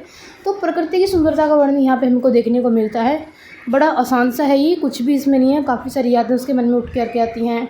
उसकी माँ की स्मृति भी आ जाती है। आपसे पूछा जा सकता है किसकी स्मृति आती है, किसकी याद आती है, तो उससे उसकी माँ की स्मृति भी आती है। उसकी जो मरी हुई माँ है उसकी याद उसको आ जाती है, और इस पर बड़ा वो खुश हो जाता है। एक बार फिर से वो वर्षा की पटर पटर की आवाज़ सुनता है और बहुत खुश हो जाता है। रेन ऑन द रूफ यानी कि छत के ऊपर बारिश, बिल्कुल आसान सी इसकी समरी है, कोट्स की द्वारा लिखी गई ये पोइम है। अब हम अगली पोइम को डिस्कस करते हैं। चलिए, नेक्स्ट पोइम है the lake isle of Innisfree. Lake isle of Innisfree by William Butler Yeats, WB Yeats इसको शॉर्ट में बोला जाता है कवि को। और लेक आइल ऑफ इनिसफ्री का जो लेक आइलैंड है, झील टापू, उसके बारे में ये पोइम है। और इसमें क्या कहता है कि जो WB यीट्स है वो एक बड़े शांत और सुंदर स्थान पे जीवन व्यतीत करने की वो कल्पना करता है, कामना करता है। और इसी कल्पना में वो इनिसफ्री नामक स्थान का वर्णन करता है, जहाँ पे वो बालक के समय, जब वो अपने लड़कपन का टाइम था, वो टीनेज में था, तब वो अपना टाइम बिताया करता था। और उसको पता है कि जो ये जगह है वो बड़ी सुंदर है, प्राकृतिक सुंदरता से भरपूर है, वहाँ पे बड़ी शांति है, और जो ह्यूमन सोल को वो बड़ा लाइट बना देती है, जो आत्मा को भार है जो वो हल्का कर देती है। और जो कोई भी आदमी है वो प्रकृति की कंपनी में बड़ा वो अच्छा फील करता है। तो यही कुछ है बस। अपनी जो पूरी लाइफ की जो भीड़ भाड़, बड़ी बिजी जो हेक्टिक लाइफ है, उसको वो छोड़ करके एक फेड अप हो चुका है उसकी हेक्टिक लाइफ से, उसकी प्रेजेंट लाइफ से, और वो जाना चाहता है कि उसी जगह पे जहाँ पे वो बचपन में रहा करता था, उसी जगह को फिर से एंजॉय करना चाहता है। यही कुछ इसमें बताया गया है। WB यीट्स के द्वारा ये पोइम लिखी गई है। अब हम चलते हैं अगली पोइम के ऊपर। 4 पोइम हमने देखी है, 5 मिनट के अंदर डिस्कस कर ली हैं लगभग। अब हम चलते हैं 5th पोइम की ओर, अ लीजेंड ऑफ द नॉर्थलैंड। ये फोर्ब कैरी के द्वारा लिखी गई बड़ी सुंदर सी पोइम है, a legend of the Northland by फोर्ब कैरी। इसमें हम क्या देखते हैं कि ये बड़ी सादी और बड़ी शिक्षाप्रद स्टोरी है। इसमें हमको एक अच्छी सीखने को मिलती है कि हमें लालची नहीं होना चाहिए, हमें गरीब और भूखे लोगों की सहायता करनी चाहिए। एक दिन क्या होता है, यहाँ पे हमको देखने को मिलता है कि poet's tells us a story, जो कवित्री है हमको एक स्टोरी सुनाती है कि नॉर्थलैंड की ये स्टोरी है। उस टाइम पे क्या होता था, saint Peter lived on the earth. Saint Peter रहा करते थे और वह पूरे संसार में प्रीचिंग करते थे, उपदेश दिया करते थे उसके अपने तरीके से। एक दिन क्या होता है, वो एक झोंपड़ी में आते हैं और वहाँ पे वो एक औरत को देखते हैं जो कि केक बना रही थी, और उसको बोलते हैं कि, उसको बताता है कि जो सेंट पीटर होते हैं बताते हैं कि मैंने 2 दिन से, पूरे दिन से व्रत रखा हुआ है और वो बहुत भूखा है और बहुत ही वो ज़्यादा थका हुआ है। और वह उसको पूछता है कि क्या वो उसको थोड़ा केक का टुकड़ा दे सकती है। तो जो वुमेन थी वो बड़ी ग्रेडी थी, बड़ी लालची थी, वो नहीं चाहती थी। तो वो क्या करती है, वह उस सेंट के लिए बड़ा छोटा सा केक बनाती है। और जब केक तैयार हो जाता है, जब उसको बेक करी, तो सोचती कि ये तो देने के लिए बड़ा केक है, क्योंकि वो लालची होती है, लालच उसके मन में होता है, वो नहीं चाहती उसको इतना बड़ा केक देना। तो वो एक और केक बनाती है जो उससे भी छोटा होता है। लेकिन जब वो भी तैयार हो जाता है तो वो उसको भी सोचती है कि तो बहुत बड़ा है देने के लिए, तो वो एक छोटा केक बनाती है और उसके लिए, लेकिन वो बहुत ग्रेडी थी, तो उसका एक पार्ट भी उसको नहीं देना चाहती थी। तो इसलिए उसने क्या किया, so placed it on the shelf. उसने उस केक को भी शेल्फ के ऊपर रख दिया। और जब सेंट पीटर ने ये सब देखा तो बड़ा गुस्सा हो गए। उन्होंने कहा कि तुम बहुत सेल्फिश हो, तुम डिज़र्व नहीं करती कि तुम इस मानव के रूप में यहाँ पे रहो, तुम भोजन को डिज़र्व ही नहीं करती, तुम्हारा कोई अधिकार ही नहीं है भोजन पे, तुम्हारा शेल्टर का भी कोई अधिकार नहीं है, fire to keep you warm, ना ही तुम्हारा कोई अधिकार है कि तुम आग से अपनी बॉडी को गर्म रख सको। ही कर्स्ड हर, उसको अभिशाप दे देता है कि वो एक पक्षी में बदल जाए और वो एक वुड पैकर, एक लकड़बग्घा वो बन जाती है, जो कि चिमनी से उड़ करके निकलता है। अंत में जो कवित्री क्या कहती है कि हर एक स्कूल जाने वाला लड़का, had seen her in the wood. Her school जाने वाला लड़का उसको जंगल में देखता है और वह अभी भी वहीं पे रहती है पेड़ों में। She keeps boring trees for her food all day. वह फूड अपने भोजन के लिए वृक्षों में सारा दिन छेद करती रहती है। यही पोइम बड़ी लीजेंड ऑफ द नॉर्थलैंड इस कविता का नाम है। फोर्ब कैरी के द्वारा ये कविता लिखी गई है। तो ये सब बातें आपको जो छोटी छोटी इन्फॉर्मेशन है वो याद रखनी है। ये आपके एग्ज़ाम में आपके लिए काफ़ी हेल्पफुल रहेंगी। अब हम अगली पोइम की ओर चलते हैं। No man are foreign, James Kirkup के द्वारा ये पोइम लिखी गई है। इसमें कवि हमको सिर्फ एक ही शिक्षा देना चाहता है कि कोई भी आदमी विदेशी नहीं है, कोई भी भाषा दूसरी नहीं है, सबको यूनिटी और हारमोनी एकता से रहने का संदेश देता है। आप इसकी समरी यहाँ पे डिस्कस कर सकते हो, पढ़ सकते हो। बड़ी इजी सी समरी है। राष्ट्रों के बीच एकता और समरसता का वह संदेश देने वाली कविता है। इसमें कहते हैं कोई भी व्यक्ति अजीब नहीं है, कोई भी प्रदेश नहीं है, मतलब कोई भी राष्ट्र प्रदेश यानी कि विदेशी नहीं है। हम सभी इंसान हैं और सब में एक आत्मा है। और हमारी चमड़ी तो अलग अलग रंगों की हो सकती है, लेकिन हमारी आत्मा तो एक ही जैसी है। हो सकता है कि हम किसी दूसरे देश में रहते हों, कोई दूसरी भाषा बोलते हों, लेकिन हम सब प्रकृति का पूर्ण रूप से आनंद लेते हैं। हमें याद रखना चाहिए कि हमारी आंखों की जागने, सोने और प्यार करने कार्य करती हैं। सारे संसार में एक समान से रहते हैं। और यही तथ्य है कि चाहे हम कहीं पर भी रहें, हमारे जो ताकत है को प्यार से पराजित कर सकती है। हम अपने मन में ये बात रखनी चाहिए कि यदि हम दूसरों से घृणा करते हैं तो इसका मतलब है कि हम स्वयं से ही घृणा करते हैं। और लास्ट में कवि क्या कहना चाहता है इस पोएम में कि हम अपने कार्यों से इस धरती को प्रदूषित कर रहे हैं। हमें पर्यावरण को बचाने के लिए बात ध्यान में रखनी चाहिए कि सारा ब्रह्मांड भगवान की सृजना है और हम सभी एक हैं। नो मैन आर फॉरेन कविता के नाम से इनको समझ में आ जाता है। जेम्स किरकप के द्वारा ये पोइम लिखी गई है। अगली पोइम देखिए हम डिस्कस करते हैं। बड़ी आसान। अगला है the duck and the kangaroo. Edward लियर की एक पोइम है, ह्यूमरस पोइम है, हास्यास्पद है। इसमें जो डक होती है वो कंगारू से बोलती है कि क्या तुम मुझे पूरे संसार की सैर कराओगे अपनी पीठ के ऊपर बिठा करके। तो कंगारू बोलता है कि तुम सारा दिन पानी में रहती हो, तुम्हारे पैर काफ़ी ठंडे होते हैं, तो इससे मुझे रोमैटिस नाम की बीमारी हो जाएगी। रोमैटिस एक गठिया बाह की बीमारी होती है, या मैं आपको उसका नाम भी दिखाऊंगी। ये देखिए, ये बीमारी आपको हो जाएगी। तो आपसे पूछा जा सकता है कि उस बीमारी का नाम बताइए, जो कि duck and the kangaroo poem में उस कंगारू को होने का डर रहता है। और जो ये पोइम एडवर्ड लेयर के द्वारा लिखी गई है, पोइट का नाम आपको याद रखना है। तो वो बोलते हैं कि मैंने जुराबें ले ली हैं, अपनी बॉडी को गर्म रखने के लिए लबादा ले लिया। इस तरह से वो आपस में डील करते हैं। तो कंगारू एग्री हो जाता है और उसको अपनी सीटे उसकी पीठ पे बिठाता है। उसकी at the end of his tail, उसकी पूंछ के बिल्कुल लास्ट सिरे पर उसको बिठाता है। और फिर वो अपनी जो सैर के लिए वो निकल जाते हैं और पूरे संसार का वो 3 बार भ्रमण करते हैं। ये पोइम है, बड़ी आसान सी पोइम है। अगली पोइम देखिए, हम करते हैं इसको discuss. On killing a tree, एक पेड़ के मारने पर, गिव पटेल। इस कविता में क्या कहना चाहता है, बल्कि पेड़ को मारने की बात नहीं कर रहा, वो पेड़ को तो सिंबलाइज़ कर रहा है कि सामाजिक बुराई से उसको सिंबलाइज़ कर रहा है कि हमें पेड़ को काटने से कुछ नहीं होगा, इसको जड़ से उखाड़ देना चाहिए। अगर हम पेड़ की टहनियों को काटेंगे तो ये फिर से ग्रो हो जाएगा, फिर से इसके जो घाव भर जाएंगे और फिर से ऐसे ही ग्रो करेगा। मतलब क्या कहना चाहता है कि हमें सामाजिक बुराइयों को सिर्फ आलोचना करने से ख़त्म नहीं होने वाली, हमें इनको जड़ से उखाड़ फेंकना चाहिए। जिस प्रकार से एक पेड़ को उखाड़ के हम उसको सुखा देते हैं, सूखने के लिए छोड़ देते हैं, फिर ही उसका अंत होता है, उसी प्रकार से सिर्फ आलोचना करने से सामाजिक बुराइयों का अंत नहीं होगा। समाज को उनसे हमेशा से मारने के लिए जड़ से ही उखाड़ देना चाहिए। बस यही कहना चाहता है। On killing a tree symbolize करता है वो ट्री को सामाजिक बुराइयों से। नेक्स्ट देखिए गाइस, द स्नेक ट्राइंग। इस पोइम से क्वेश्चन पूछा गया था। WWE रोज के द्वारा ये पोइम लिखी गई है। इससे क्वेश्चन ये पूछा गया था कि जो स्नेक है वो लास्ट में कहाँ पे छिप जाता है। तो वो बाद में सबसे लास्ट में देखिए यहाँ पे रिपल्स में वो छिप जाता है, इन द ग्रीन। ये जो पोइम है वो स्नेक के बारे में है। वन डे, एक दिन स्नेक क्या होता है, वो एक बड़ी धूल भरे किनारे पर पड़ा होता है, तालाब के किनारे पर, और कोई उसको ऑब्जर्व करता है और उसके पीछे वो डंडा लेकर के भागता है, उसको मारना चाहता है। और स्नेक भी उससे बचने की कोशिश कर रहा है, वो भाग रहा है और वो जो दूसरा इंसान है वो उसका डंडा लेकर के पीछा कर रहा है। और जब कभी उसको देखता है कि कोई इंसान है जो चेज़र है, पीछा करने वाला, वो सांप को मारना चाहता है, तो वो बताता है कि सांप ने तुम्हारा कोई नुकसान पहुंचाया, इसको मत मारो, ये चला जाएगा अपने आप। तो ये तो एक छोटे बच्चे को भी नुकसान नहीं पहुंचाता, लेकिन जो चेज़र है उसकी बात नहीं सुनता। He is after the snake but it disappear in ripples among the green slim reeds. वो सांप के पीछे पड़ा रहता है और जो सांप क्या होता है, सरकंडों में, हरे सरकंडों में जाकर के वो लहरों के बीच ओझल हो जाता है, रिपल्स में वो छिप जाता है। यही क्वेश्चन पूछा गया था द स्नेक ट्राइंग पॉइंट, जो कि WWE रोज के द्वारा लिखी गई है कि सांप कहाँ पे छिपता है, इन द रिपल्स, रिपल्स में वो छिप जाता है, हरे सरकंडों के बीच में, लहरों के बीच में ओझल हो जाता है। A slumber did my spirit seal, ये 10वीं पोइम है।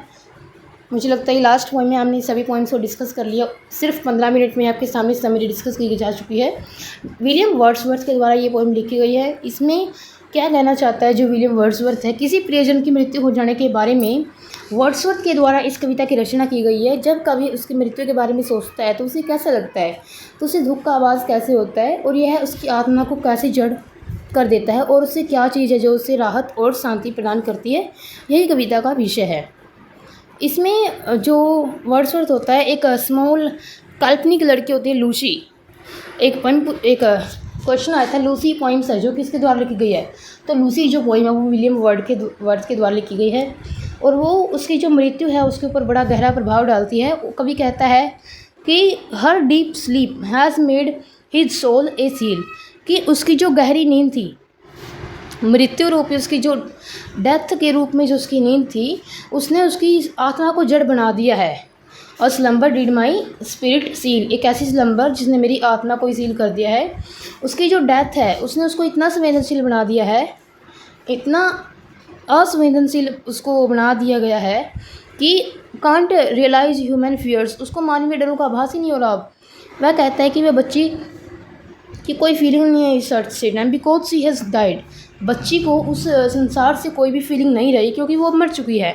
नाउ शी कांट हियर और सी एनीथिंग, अब वो कुछ भी सुन नहीं सकती और ना ही वो कुछ देख सकती है। But the poet consoles himself, लेकिन जो कवि है अपने आप को कंसोल करता है with the thought that she had become a permanent part of nature, वो ये विश्वास करता है, वो ये विचार करता है कि वो प्रकृति का एक पार्ट बन चुकी है। She moves in this cosmos as the earth does on its axis in the daily routine, जिस प्रकार से ये पृथ्वी भ्रमण करती है, विचरण करती है, पृथ्वी अपनी दूरी पर घूमती है, उसी प्रकार से वह भी इस कॉस्मोस में, इस ब्रह्मांड में विचरण कर रही है। She is moving with the rocks, stones and trees all the time, वह इन चट्टानों, पत्थरों और वृक्षों के साथ विचरण वो कर रही है। तो गाइस ये थी 10 पॉइंट जो कि हमने डिस्कस कर ली। इसके बाद मूवमेंट्स, एक और टेक्स्ट बुक है, वो मैं बाद में कभी डिस्कस करूँगी। जो इसके बिहाइव जो टेक्स्ट बुक है उसकी मैं 6 से 7 चैप्टर एक प्लेलिस्ट बनी हुई है, उसमें डिस्कस कर चुकी हूँ। पोइट्री सेक्शन आपका यहाँ पे मैंने डिस्कस कर लिया, और जो ये मोमेंट्स वाला है इसको भी आप डिस्कस ज़रूर करेंगे हम किसी सेपरेट वीडियो में। बट वो कब होगा, जब आप इन वीडियोस के नीचे अपना पॉजिटिव फीडबैक दोगे, और ये मुझे तभी, जो ये आप पॉजिटिव फीडबैक देते हो, यही चीज़ होती है जो मुझे एनकरेज करती है इसी प्रकार की और वीडियोस बनाने के लिए। I hope you like the video, then do not forget to like it and also make sure to subscribe our YouTube channel. Bye bye, have a nice day, thanks for watching the video. Hello everyone, welcome again on this learning platform of super diamond knowledge. Guys, आज की इस video में हम discuss करने वाले हैं जो 10th class की NCERT की टेक्स्ट बुक है फर्स्ट फ्लाइट, उसमें जितने भी पॉइंट्स हैं, in short the poetry section को हम आज की इस वीडियो में कम्प्लीटली डिस्कस करेंगे। आप यदि आज की वीडियो को पूरा देख लेते हो तो आपको 10th क्लास की NCERT से कोई भी पॉइंट्स पढ़ने की कोई ज़रूरत नहीं है।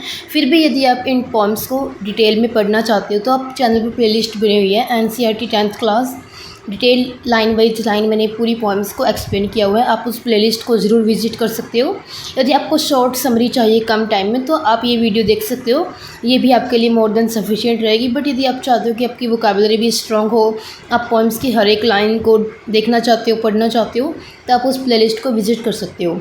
जो 10th क्लास की जो ये टेक्स्ट बुक है फर्स्ट फ्लाइट, उसमें जो सबसे पहली पोइम है वो है डस्ट ऑफ स्नो। स्नो होती है बर्फ़, डस्ट होते एक प्रकार से कण, बर्फ़ के कण जो होते हैं, उसके ऊपर ये पोइम है। ये पोइम का टाइटल रहने वाला है डस्ट ऑफ स्नो, और जो ये पोइम है गाइस वो रॉबर्ट फ्रॉस्ट के द्वारा लिखी गई है। चलिए हम स्टार्ट करते हैं इसको रीड करना। रॉबर्ट फ्रॉस्ट है is a well known American poet हैं। ये आपसे पूछा जा सकता है उनकी सिटीजनशिप के बारे में कि वो किस देश के हैं। American poet of nature, in this poem presents a moment that seem simple but has a larger significance. जो ये अमेरिकन पोइट हैं वो नेचर के बारे में लिखते हैं रॉबर्ट फ्रॉस्ट, और इस पोइम में वो ये प्रेजेंट करना चाहते हैं कि एक मोमेंट जो सिर्फ सिंपल सा लगता है लेकिन उसका बड़ा महत्व होता है। It is a highly symbolic poem, यह एक सिम्बॉलिक पोइम है, प्रतीकात्मक है ये। One day the poet sit in a depressed mood, depressed होता है, डिस्प्रेस्ड होता है गाइस, बिल्कुल उदास मूड में बैठा हुआ था एक दिन कवि। ए pleasant thing happened in the tree, उस पेड़ में एक बड़ी अच्छी सी चीज़ घटित होती है, वो क्या होती है? It changed the poets mood, ये कवि के मूड को पूरी तरह से बदल देती है। It saved the rest of the day for the poet, और जो घटना होती है, कुछ ऐसा अच्छा घटित होता है, वो उसके पोइट के मूड को तो चेंज कर ही देती है, बल्कि वो जो दिन का बचा हुआ हिस्सा है उसको भी वो कवि को बचा देती है, मतलब उसको वेस्ट नहीं होने देती। अब यहाँ पर हम इसकी डिटेल्ड समरी देखते हैं। Dust of snow is a beautiful poem of nature by Robert Frost, Robert Frost के द्वारा लिखी गई एक बड़ी सुंदर सी प्रकृति से रिलेटेड कविता है। In this poem a symbolic incident is presented, इस पोइम में एक बड़ी अच्छी सी सिम्बलिक घटना घटती है, वो क्या घटना घटती है वो हम डिस्कस करेंगे। The poet is standing beneath a hemlock tree, जो कवि था वो एक हेमलॉक के ट्री के नीचे खड़ा हुआ था। हेमलॉक क्या होता है? धतूरे के पेड़ को हेमलॉक बोला जाता है।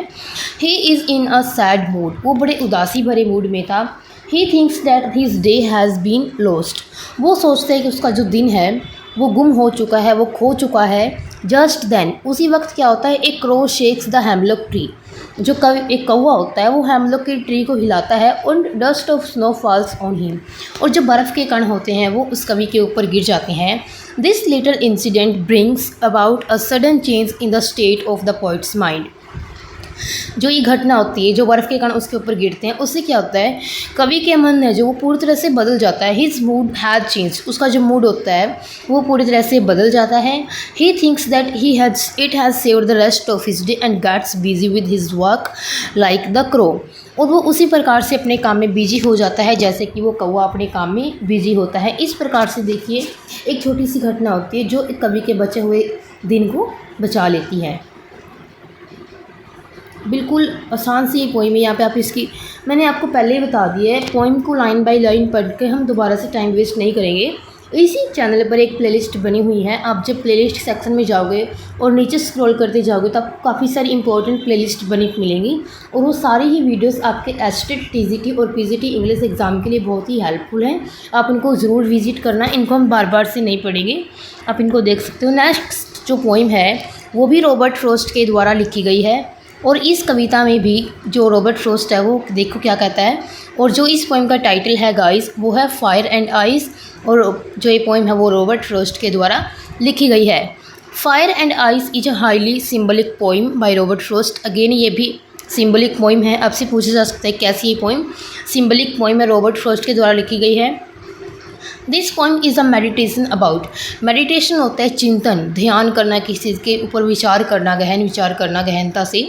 About how the world will and, इस बात के ऊपर विचार किया जाता है कि जो संसार का अंत है वो कैसे होगा। द पोइट सेज, कवि कहता है कि that the fire of lust and endless desire and eyes of hatred among human beings will put this world to an end one day. कवि कहता है कि जो इच्छाओं की आग है, जो हमारी कामनाओं की आग है वो, और जो हमारी कभी न खत्म होने वाली इच्छाएं हैं वो, और जो घृणा है, घृणा रूपी बर्फ़, जो घृणा की तुलना बर्फ़ से की गई है, वो जो बर्फ़ है वो इस संसार का एक दिन अंत कर देगी, ये बातें वो कहता है। इसकी डिटेल्ड समरी देखिए। Fire and ice is a symbolic poem by Robert Frost. The poet wants to aware the humanity that everything will end one day as a result of human misdeeds. कवि क्या कहना चाहता है कि जो humanity का अंत एक न एक दिन ज़रूर हो जाएगा। क्यों? किस वजह से? As a result of human misdeeds. Misdeeds क्या होता है? जो हमारे बुरे कर्म हैं उनकी वजह से इस पृथ्वी का अंत एक न एक दिन ज़रूर हो जाएगा। The poet says that both fire and ice are destructive. जो कवि क्या कहता है कि जो ये आग और बर्फ़ है वो दोनों ही डिस्ट्रक्टिव हैं। डिस्ट्रक्टिव का मीनिंग होता है विनाशकारी हैं। फायर ऑफ वियोलेंट डिज़ायर्स, जो ये हिंसक इच्छाएं हैं इनकी आग है। Will put the world to an end, ये संसार का अंत कर देंगी। If the world had to perish twice, यदि जो संसार का जो नष्ट दो बार होना पड़ा, then it will be perished by the hatred between man and man. एक तो जो हमारी इच्छाओं की आग है वो ख़त्म कर देगी संसार को, वो एंड कर देगी संसार का। अगर संसार को 2 बार नष्ट होना है तो जो ये घृणा है जो एक आदमी दूसरे आदमी से करता है वो भी संसार का अंत कर देगी। Ice has been presented as a symbol of hatred.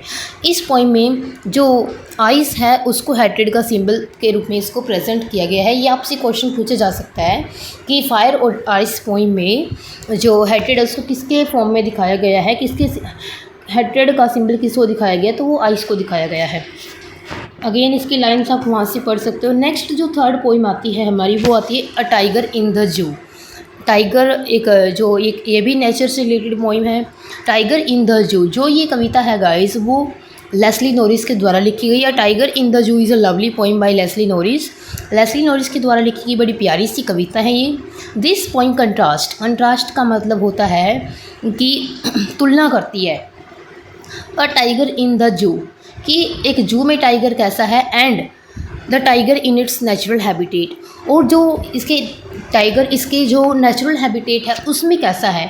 एक टाइगर का कंपैरिजन यहाँ पे दिखाया गया है कि वो अपने प्राकृतिक आवास में किस प्रकार से रहता है और वो एक जू में किस प्रकार से रहता है, वो कंपैरिजन यहाँ पे दिखाया गया है। The poem moves from the zoo to the jungle. जो एक कविता है वो जू से जंगल की ओर जाती है and back again to the zoo. वापिस जो जू का वर्णन यहाँ पे मिलता है हमको। In this his natural surrounding, उसके प्राकृतिक आवास में the tiger is happy and joyful. जो टाइगर होता है वो बड़ा हैप्पी होता है, बड़ा जॉयफुल वो होता है। बट इन अ केज, लेकिन एक पिंजरे में, he is full of rage and trouble. लेकिन पिंजरे में वो रेज होता है गुस्सा, ट्रबल होता है मतलब बड़ा परेशान होता है, उदासी में वो होता है। The poem shows the great importance of freedom. जो ये कविता है फ्रीडम की इम्पोर्टेंस को बताती है। अब इसकी डिटेल्ड समरी देखिए कि यहाँ पे डिटेल्ड समरी यहाँ पे है आपको देखने को मिल रही है। In this poem Leslie Norris has given an appropriate description of a tiger. बड़ा उपयुक्त वर्णन यहाँ पे हमको टाइगर का देखने को मिलता है। This poem contrast a tiger in the zoo in his cage with the tiger in its natural habitat. इस कविता में जो टाइगर है उसकी जू में और उसके नेचुरल हैबिटेट में जब वो रहता है उसका कंपैरिजन यहाँ पर किया गया है। दिस पोइम जो ये पोइम है मूव्स फ्रॉम जू टू द जंगल। ये कविता है जो जू से जंगल की ओर जाते हैं और वापस जंगल से लेकर के जू का यहाँ पे हमको वर्णन देखने को मिलता है। The poet sees a tiger full of rage but quiet. वो कैसे देखती है, जो पोइट है वो कैसे देखता है कि वो गुस्से से भरा हुआ बट शांत है। Moving in his case in a starry night. एक तारों भरी रात में वो अपने पिंजरे में चलता रहता है, हिलता रहता है, चलता रहता है। The poet feels that the tiger should have been moving freely in the forest and hunting at his will. जो कवि है वो कैसा फील करता है, क्या फील करता है, दैट जो टाइगर है उसको उसके जो नेचुरल हैबिटेट है यानी कि फॉरेस्ट है वहाँ पे छोड़ दिया जाना चाहिए। And hunting at his will, और जो उसकी मर्ज़ी से वो शिकार करे उसके ऊपर उसको छोड़ देना चाहिए freely. But now he is locked in a concrete cell. लेकिन अब उसको एक कंक्रीट ईंट और पत्थर से बनी हुई कोठरी के अंदर बंद कर दिया गया है। बार्स बिहाइंड द बार्स, सलाखों के पीछे उसको बंद कर दिया गया है। एट नाइट, रात में he watches stars with his brilliant eyes and longs for freedom. उसकी चमकदार आँखों से वो तारों को देखता है और फ्रीडम की वो इच्छा करता है। लॉन्ग्स होता है इच्छा करना। अब देखिए इसकी जो स्टेंजेस है आप यहाँ पर देख सकते हो। नेक्स्ट पोइम आती है how to tell wild animals. This poem has been written by Carolyn Wells. आप इनके पॉइंट्स के और पोइट्स के नाम ज़रूर याद रखिएगा।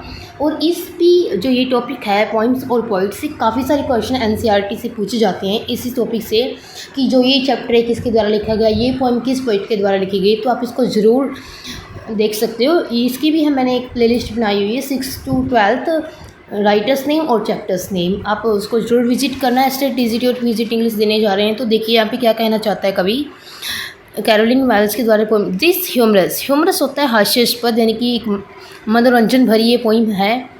Suggest that some dangerous ways to identify wild animal. इसमें जो ये ह्यूमरस पोइम है इसमें एक कविता है जो ये जंगली जानवरों को पहचान करने के बारे में कुछ खतरनाक तरीकों का वर्णन करती है कि हम जंगली जानवरों को कैसे पहचान सकते हैं। How to tell wild animal, कि जंगली जानवरों को हम कैसे पहचानें। The poet gives a beautiful description of Asian lion and the Bengal tiger. जो कवि है इस पोइम में वो हमको एशियन लॉयन और बंगाल टाइगर का एक बड़ा सुंदर सा वर्णन प्रस्तुत करता है। Then he points out about the leopard, उसके बाद वो लियोपर्ड के यानी कि तेंदुए के बारे में बताता है, एंड द बेयर भालू के बारे में बताता है। ही डिस्क्राइब्स द हैना फॉर इट्स स्माइलिंग फेस, एक हैना का वर्णन करता है ये इसकी मुस्कुराते हुए चेहरे की वजह से, and the crocodile for its tears, और मगरमच्छ का वर्णन करता है इसके आंसुओं की वजह से। Then the poet describes how the chameleon changes its colour, उसके बाद वो दिखाता है कि जो गिरगिट है वो अपना रंग कैसे बदलता है। अब इसकी जो आप डिटेल्ड समरी देखिए। How to tell wild animal is a beautiful poem by Carolyn Wells about the strange habits and behaviours of some wild animals. कुछ वाइल्ड एनिमल्स की जो बिहेवियर्स होते हैं और कुछ विचित्र आदतें होती हैं उनके बारे में हमको ये बड़े ब्यूटीफुली बताता है। The poet says that the Asian lion, जो एशियन लायन का वर्णन क्या वर्णन दिखता है, it is a large tawny beast with a fearful roar. जो ये होता है एशियन लायन, वो एक भूरे पीले रंग का बड़ी डरावनी गर्जन वाला एक विशालकाय पशु होता है। लार्ज टाउनी बीस्ट, गर्जन वाला एक बड़ा पावरफुल, बड़ा फेयरफुल ये गर्जन करने वाला एक विशालकाय ये पशु होता है। ए टाइगर हैज़, एक टाइगर के जो ब्लैक स्ट्राइप्स होती हैं on his yellow skin and he is always ready to eat his victim. इसकी येलो स्किन के ऊपर ब्लैक स्ट्रिप्स होती हैं, फट्टियाँ धारियाँ बनी होती हैं और ये हमेशा तैयार रहता है अपने शिकार को खाने के लिए। A leopard has black spots on his skin, तेंदुए के ऊपर जो ब्लैक स्पॉट होते हैं उसकी स्किन के ऊपर। He leaps on his prey and eats it up, अपने शिकार के ऊपर झपटता है। लिप्स का मतलब होता है झपटता है और वो अपने शिकार को खा जाता है। किस प्रकार से वो उसका शिकार करता है वो देखिए। A bear can come to human colonies, भालू होता है जो वो मानवीय कॉलोनी, मानवीय बस्तियों में वो आ जाता है। ही अग्स अप ए पर्सन, वो एक पर्सन को हक करता है। And can put to death, और वो उसकी मृत्यु कर सकता है। A crocodile always shed tears while eating its victim, जो क्रोकोडाइल होता है वो उसके आंसू बहाता है इसके शिकार को जब वो खाता है। ए हेना ऑलवेज लुक्स स्माइलिंग, जो हेना होता है वो बड़ा स्माइलिंग दिखता है, बड़ा मुस्कुराता हुआ लगता है। A chameleon always changes its colour according to its surrounding, जो गिरगिट होता है वो इसकी सराउंडिंग्स के अनुसार अपना जो कलर है वो बदल देता है। This is the strange world of some of the wild animals, जो इस प्रकार से ये विचित्र संसार है, कुछ जंगली जानवरों के बारे में यहाँ पर दिखाया गया। जंगली जानवरों की विचित्र दुनिया यहाँ पे बताई गई है और ये पोइम है जो वो कैरोलिन वेल्स के द्वारा लिखी गई है। अब हम अगली पोइम की ओर चलते हैं। 5वीं पोइम है ये, 4 पोइम हमने डिस्कस कर ली हैं। द बाल पोइम, बाल पोइम जो ये पोइम है वो जॉन बैरीमैन के द्वारा लिखी गई है। बाल पोइम यहाँ पे बेसिकली आपको पता होगा एक बॉल, खेलने वाली बॉल का वर्णन किया गया है जिसे बच्चे खेलते होते हैं और बच्चों को बड़ी पसंद आती होती है ये चीज़ें। और ये बॉल का क्या डिस्क्रिप्शन हमको देखने को मिलता है, चलिए हम इसको रीड करते हैं इस पोइम से। In this poem John Berryman tells about our reaction at some material loss.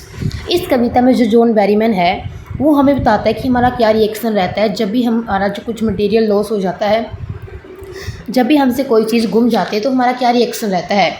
इस पोइम में दिखाया गया कि ये boy losses A ball in the water, एक लड़का है जो पानी में अपनी बाल खो देता है। He is very upset at the loss of the ball, a ball does not cost so much, एक गेंद की कीमत इतनी ज़्यादा नहीं होती, फिर भी वो बड़ा उदास होता है। It is not even difficult two by a new ball, लड़के के लिए ज़्यादा मुश्किल नहीं है कि वो एक नई बॉल खरीद ले।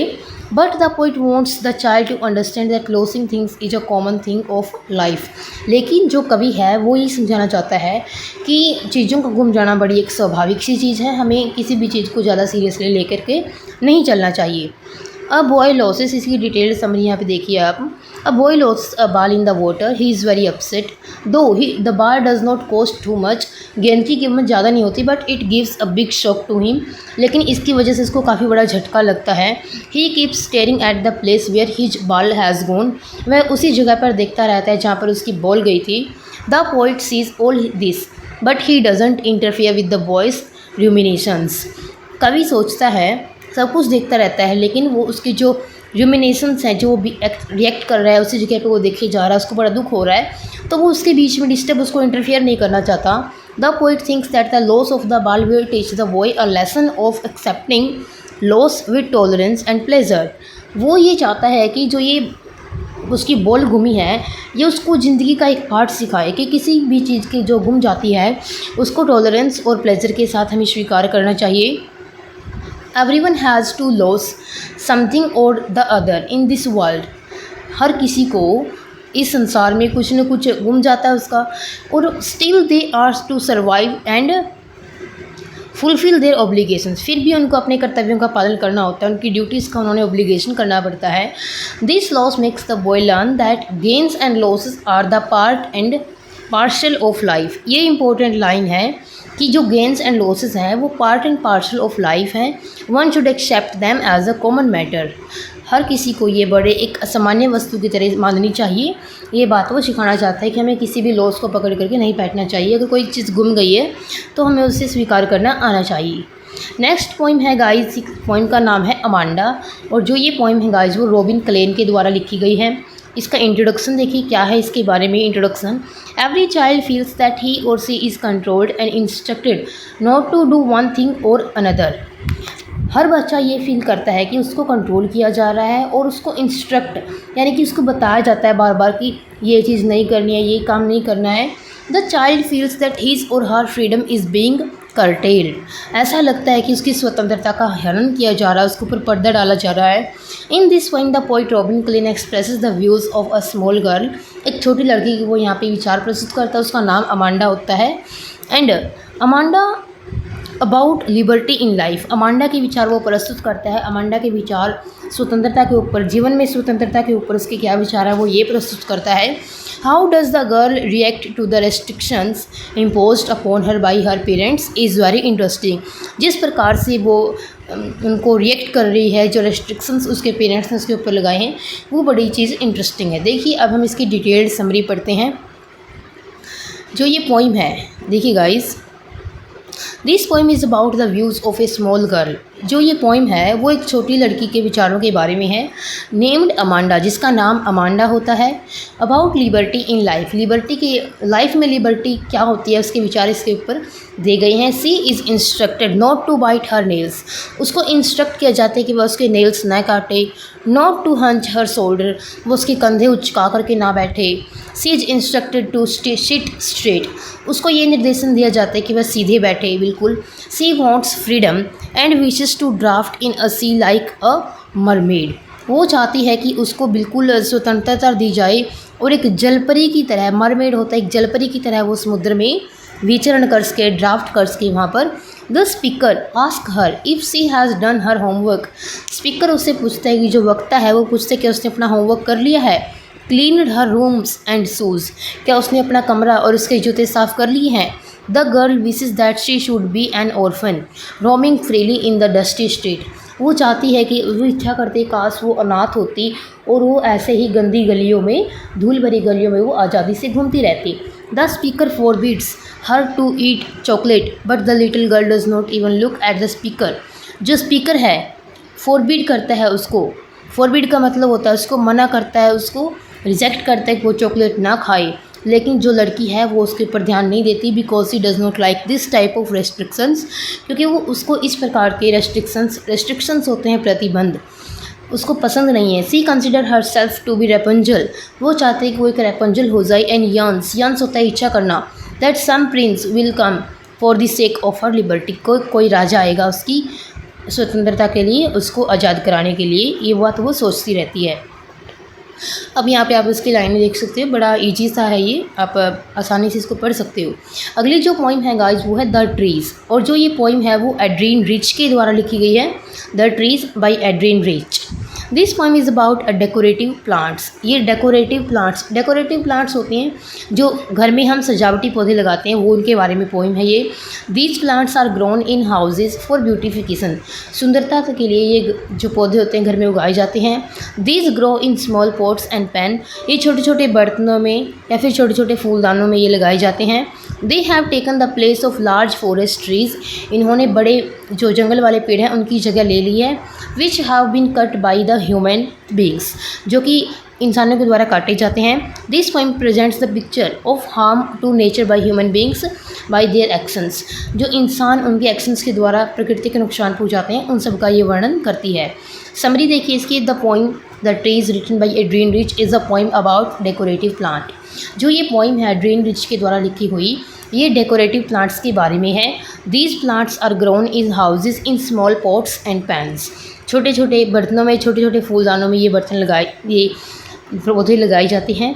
दे are not useful for birds and insect. ये जो पौधे होते हैं ये बर्ड्स और इंसेक्ट, जो पक्षी और छोटे छोटे कीट होते हैं, उनके लिए यूज़फुल नहीं होते। Birds can't seat on the branches. जो पक्षी होते हैं वो इनकी टहनियों पर नहीं बैठ सकते। Insect can't hide themselves in them. जो कीट होते हैं वो उनको उनके बीच में नहीं छिपा सकते। They don't give any shade. वो कोई छाया नहीं देते। Their twigs are stiff. जो उनकी ट्विग्स होती हैं वो स्टिफ होती हैं। स्टिफ यानी कि कठोर होती हैं। Their boughs are like newly discharged patient. उनकी जो शाखाएँ होती हैं वो जैसे मरीज होते हैं नए नए, न्यूली डिस्चार्ज्ड पेशेंट, वो ऐसे पेशेंट जैसी होती हैं जो उनको अभी अभी अस्पताल से छुट्टी मिली होती है। They are devoid of light. वो प्रकाश से वंचित होते हैं। Their leaves rush toward the glass window. जो उनके लीव्स होते हैं वो शीशे की खिड़की की तरफ दौड़ रहे होते हैं। Light because they feel suffocated. क्योंकि वो उनको सफोकेशन होती है, उनका दम घुटता है। In the small pots and pans. The poetess is sitting inside her room. जो कवित्री है वो उसके रूम में बैठी हुई है। She is writing long letter. लंबे लंबे वो पत्र लिख रही है। It is night time. रात का टाइम होता है। She feels the smell of leaves and lichen. Lichen है, सॉरी, लाइकेन की जो पत्तों की और लाइकेन होता है काई की गंध है, वो उसकी तरफ आ रही है inside the room. The poetess longs for that these trees should strive to get light and air. वो चाहती है कि ये जो वृक्ष हैं वो हवा और प्रकाश के लिए संघर्ष करें, स्ट्राइव करें। आगे देखिए गाइस, ये थी हमारी जो ट्रीज एड्रियन रिच के द्वारा लिखी गई। अगली जो पोइम है फोग। जो ये पोइम है फोग, वो कार्ल सैंडबर्ग के द्वारा लिखी गई है। फोग पोइम कार्ल सैंडबर्ग के द्वारा लिखी गई है। In this poem the poet Karl Sandberg, जो कार्ल सैंडबर्ग हैं, has portrait the nature and it's silent work. इन्होंने प्रकृति का वर्णन किया है, पोर्ट्रेट, उसका चित्रण किया है। द पोइटस, जो पोइट है, टेल्स, बताता है that fog comes silently and slowly like a cat. वो बताता है कि जो वो फोग होती है, फोग होता है धुंध, जो धुंध होती है बिल्कुल बिल्ली की जैसे आती है। It is a fine example of the use of metaphor in the poetry. ये बड़ा मेटाफर का बड़ा अच्छा सा एग्जाम्पल है जो कि पोइट्री में यूज़ हुआ है। मेटाफर एक ऐसी फिगर ऑफ स्पीच होती है जिसमें किसी चीज़ की तुलना नहीं की जाती, बल्कि उस तुलना को उसके ऊपर थोपा जाता है। जो फोग है, फोग की जो उसकी तुलना है वो कैट से की गई है, ये मेटाफर होता है। In this poem fog the poet Karl Sandberg has portrait the nature and it's silent work. इसकी जो बिल्कुल शोर रहित कार्य है उसका वर्णन किया गया है। टू प्रूव हिज पॉइंट, उसके पॉइंट को प्रूव करने के लिए poet gives a comparison of the fog and a cat. एक बिल्ली का और एक धुंध का कंपेरिजन वो यहाँ पे करता है। The poet says that the fog comes silently. वो कहता है कि जो फोग होता है वो बड़ी साइलेंटली आती है। And slowly like a cat, एक बिल्ली की तरह वो आती है। When it comes it does not disturb us, जब ये आती है हमको डिस्टर्ब नहीं करती। It sits silently as a cat does, ये बिल्कुल आराम से बैठती है जैसे कि एक बिल्ली करती है। It goes on falling and looking silently over harbour and city. ये सिटी के ऊपर और हार्बर, ये शहर के ऊपर और बंदरगाह के ऊपर चुपचाप गिरता रहता है। हार्बर होता है बंदरगाह। Then it moves on all at once gust of mind, और फिर ये अचानक से हवा की झोंके के साथ वहाँ से चली जाती है। बिल्ली की तरह आती है दबे पाँव। जो फोग की तुलना है वो एक कैट से की गई है। अब अगली पोइम देखिए guys, the tale of Custard the dragon. और जो ये पोइम है गाइस वो ओजन नेस के द्वारा लिखी गई है। इंट्रोडक्शन देखिए, this poem is a comical poem. Comical होता है बड़ी मजाकिया सी हास्य कविता है ये। रिटन बाई ओजन नेस, ओजन नेस के द्वारा लिखी गई है। It is written in the form of a ballad. जो ये पोइम है वो एक बैलेड के बारे में बैलेड के फॉर्म में लिखी गई है। ये भी पोइट्री की एक फॉर्म होती है। Belinda lives in his little white house. जो बेलिंडा होती है वो उसके छोटे से घर में रहती होती है। विद हर 4 पैट्स, उसके 4 पालतू पशुओं के साथ। दे आर इंक, यहाँ पे जो 4 हैं उनके नाम आप याद रख लेना, आपसे पूछे जा सकते हैं MCQ की फॉर्म में।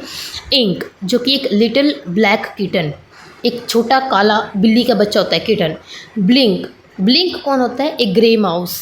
इंक किटन होता है, और जो ब्लिंक होता है वो एक माउस होता है, चूहा होता है। मस्टर्ड एक येलो कलर का डॉग होता है, और कस्टर्ड होता है वो एक ड्रैगन होता है। They have a red wagon, wagon होता है कार, उनके पास एक लाल रंग की गाड़ी होती है। ए पायरेट अटैक्स, पायरेट होता है एक समुद्री डाकू, अटैक्स उनके ऊपर अटैक करता है। Belinda cries for help, Belinda help के चिल्लाती है। The dragon Goebbels the pirate, और जो ड्रैगन होता है, अजगर होता है, वो डाकू को निगल जाता है। ये चीज़ होती है इस पोइम में। अब इसको थोड़ा डिटेल में हम पढ़ लेते हैं। The tale of Custard the dragon is a comical poem written by ओजन नेस, ओजन नेस के द्वारा ये पोइम लिखी गई है। ए यंग लेडी जिसका नाम बेलिंडा होता है, वो उसके छोटे से सफ़ेद घर में रह रही होती है उसके 4 पेट्स के साथ, जिसमें होते हैं एक इंक, एक ब्लैक किटन होता है जो ब्लिंक, एक ग्रे माउस होता है, मस्टर्ड येलो डॉग, और जो कस्टर्ड है वो एक पेट डॉग, पेट ड्रैगन होता है। ये आपको याद रखना है। इंक ब्लैक, जो इंक है वो ब्लैक कलर का किटन है, काला रंग का वो बिल्ली का बच्चा है। ब्लिंक ग्रे माउस है, और जो मस्टर्ड है वो येलो डॉग है। जो कस्टर्ड है वो एक पेट ड्रैगन है। ये छोटी छोटी बातें आप ध्यान रखना क्योंकि ये MCQs की फॉर्म में आपसे पूछे जा सकते हैं। Ink Blink Mustard boasted of their bravery, जो इंक ब्लिंक और मस्टर्ड है, जो स्टार्टिंग के तीनों है, वो उनकी ब्रेवरी के बारे में डींगे हाँकते रहते हैं, अपनी बड़ी बड़ी हाँकते रहते हैं, जैसे अपने ही मुँह मियाँ बिट्ठू वो बनते रहते हैं। One day they often made fun of Custard for his cowardice, उसकी जो कस्टर्ड का वो मजाक उड़ाते हैं उसकी कायरता के लिए। वन डे एक दिन क्या होता है, a pirate breaks into Belinda's house, Belinda के घर में एक डाकू आ जाता है। He had pistols in his both hands, उसके दोनों हाथों में पिस्टल होती है। Ink Blink and Mustard run away in fear and hide themselves, वो डर के मारे छुप जाते हैं, भाग जाते हैं वहाँ से। But custard faces the pirate bravely and kills him, लेकिन जो कस्टर्ड होता है जिसका वो पहले मजाक उड़ा रहे होते हैं, वो ही उस डाकू का बड़ी बहादुरी से सामना करता है और उसको मार देता है। Belinda was very much happy with Custard, she जो बेलिंडा होती है वो कस्टर्ड से बहुत खुश हो जाती है। सी एम्ब्रेस्ड हिम, उसको वो गले लगाती है। The other pets also dance with Joy, जो दूसरे पेट होते हैं वो भी बड़े खुशी से जॉय करते हैं, खुश हो जाते हैं वो कि हम बच गए। But soon after they were again boasting of their bravery, लेकिन फिर से वो अपनी ब्रेवरी की जो डींगे हैं वो हाँकना शुरू कर देते हैं। Belinda was again taken in by them, Belinda फिर से उनकी बातों में आ जाती है। She showered all her care for Ink Blink and Mustard, वो जो अपना पूरा ध्यान और जो उसका सारा प्यार ध्यान है वो इंक ब्लिंक और मस्टर्ड के ऊपर लगा देती है। Living Custard crying for a nice safe cage, वो कस्टर्ड को ऐसे चिल्लाते हुए जो एक अच्छे सुरक्षित पिंजरे की मांग कर रहा है उसको वो ऐसे ही छोड़ करके चली जाती है। यही पोइम होती है the tale of Custard the dragon. Tale होता है गाइज एक जो ऐसा वर्ड जिसका मतलब होता है टेल, स्टोरी या फिर कथा आप इसको बोल सकते हो। अगली पोइम देखिए क्या है, for Anne Gregory. For Anne Gregory देखिए क्या है, ये विलियम बटलर के द्वारा ये एक पोइम लिखी गई है। William Butler Yeats, short form में इसको WB येट्स भी बोला जाता है। For Anne Gregory is one of the best love poems, ये लव पोइम है। जो डस्ट ऑफ स्नो और जो फायर एंड आइस हैं वो नेचर की पोइम है, नेचर पोइम है, और ये लव पोइम है for Anne Gregory by William Butler Yeats. In this poem the love between a man and a woman is presented, इस कविता में एक आदमी और एक औरत के बीच में जो प्यार है उसको दिखाया गया है, उसको प्रेजेंट किया गया। Love is done by the core of once heart, जो प्यार है वो दिल की गहराइयों से किया जाता है। It does not matter a little on love if the colour of the hair or the skin changes, ये मैटर नहीं करता कि यदि हमारे बालों का रंग, यदि हमारी स्किन का कलर जो वो चेंज हो जाता है, इसको प्यार, सच्चे प्यार को इससे कोई फ़र्क नहीं पड़ता। The poet is in deep love for Anne Gregory, जो कवि है वो एनी ग्रेगरी के साथ सच्चा प्यार करता है। And wants to love her in all forms, और हर एक फॉर्म में वो उससे प्यार करना चाहता है, चाहे वो उसका कैसे ही भी वो हो जाए। जैसे बुढ़ापे में जो हमारी स्किन का कलर है वो चेंज हो जाता है, बालों का कलर चेंज हो जाता है, कैसे जो चेहरे के ऊपर झुर्रियाँ पड़ जाती हैं, लेकिन जो कवि का प्यार है वो उसको हर एक फॉर्म में उसको प्यार करना चाहता है, एनी ग्रेगरी को। WB येट्स की ये लिखी हुई कविता है। डिटेल्ड समरी देखिए, for Anne Gregory is one of the best love poems by William Butler Yeats. In this poem the poet gives a description of a lover's love for a lady, एक प्रेम, सच्चे प्रेमी के प्यार का वर्णन करता है एक लेडी के लिए। The lover liked the yellow colour of the lady's hair but he does not like her ramparts, वो कहते हैं कि उसके पीले बाल तो पसंद करते हैं लेकिन काल के पीछे का जो रैम्पर्ट्स होता है उसको वो पसंद नहीं करता। The lady does not approve his love, जो लेडी उसके प्यार को अप्रूव नहीं करती। सी विशेज सच ए लवर, वो एक ऐसे प्रेमी की इच्छा करती है। Who loves her internally but not physically, जिसको आंतरिक रूप से प्यार करे, उसको फिजिकली प्यार ना करे। She says that her yellow here is temporary, वो कहती है कि उसके जो पीले बाल हैं वो सिर्फ कुछ ही बालों के हैं, वो अस्थायी हैं, वो टेम्पोरेरी हैं।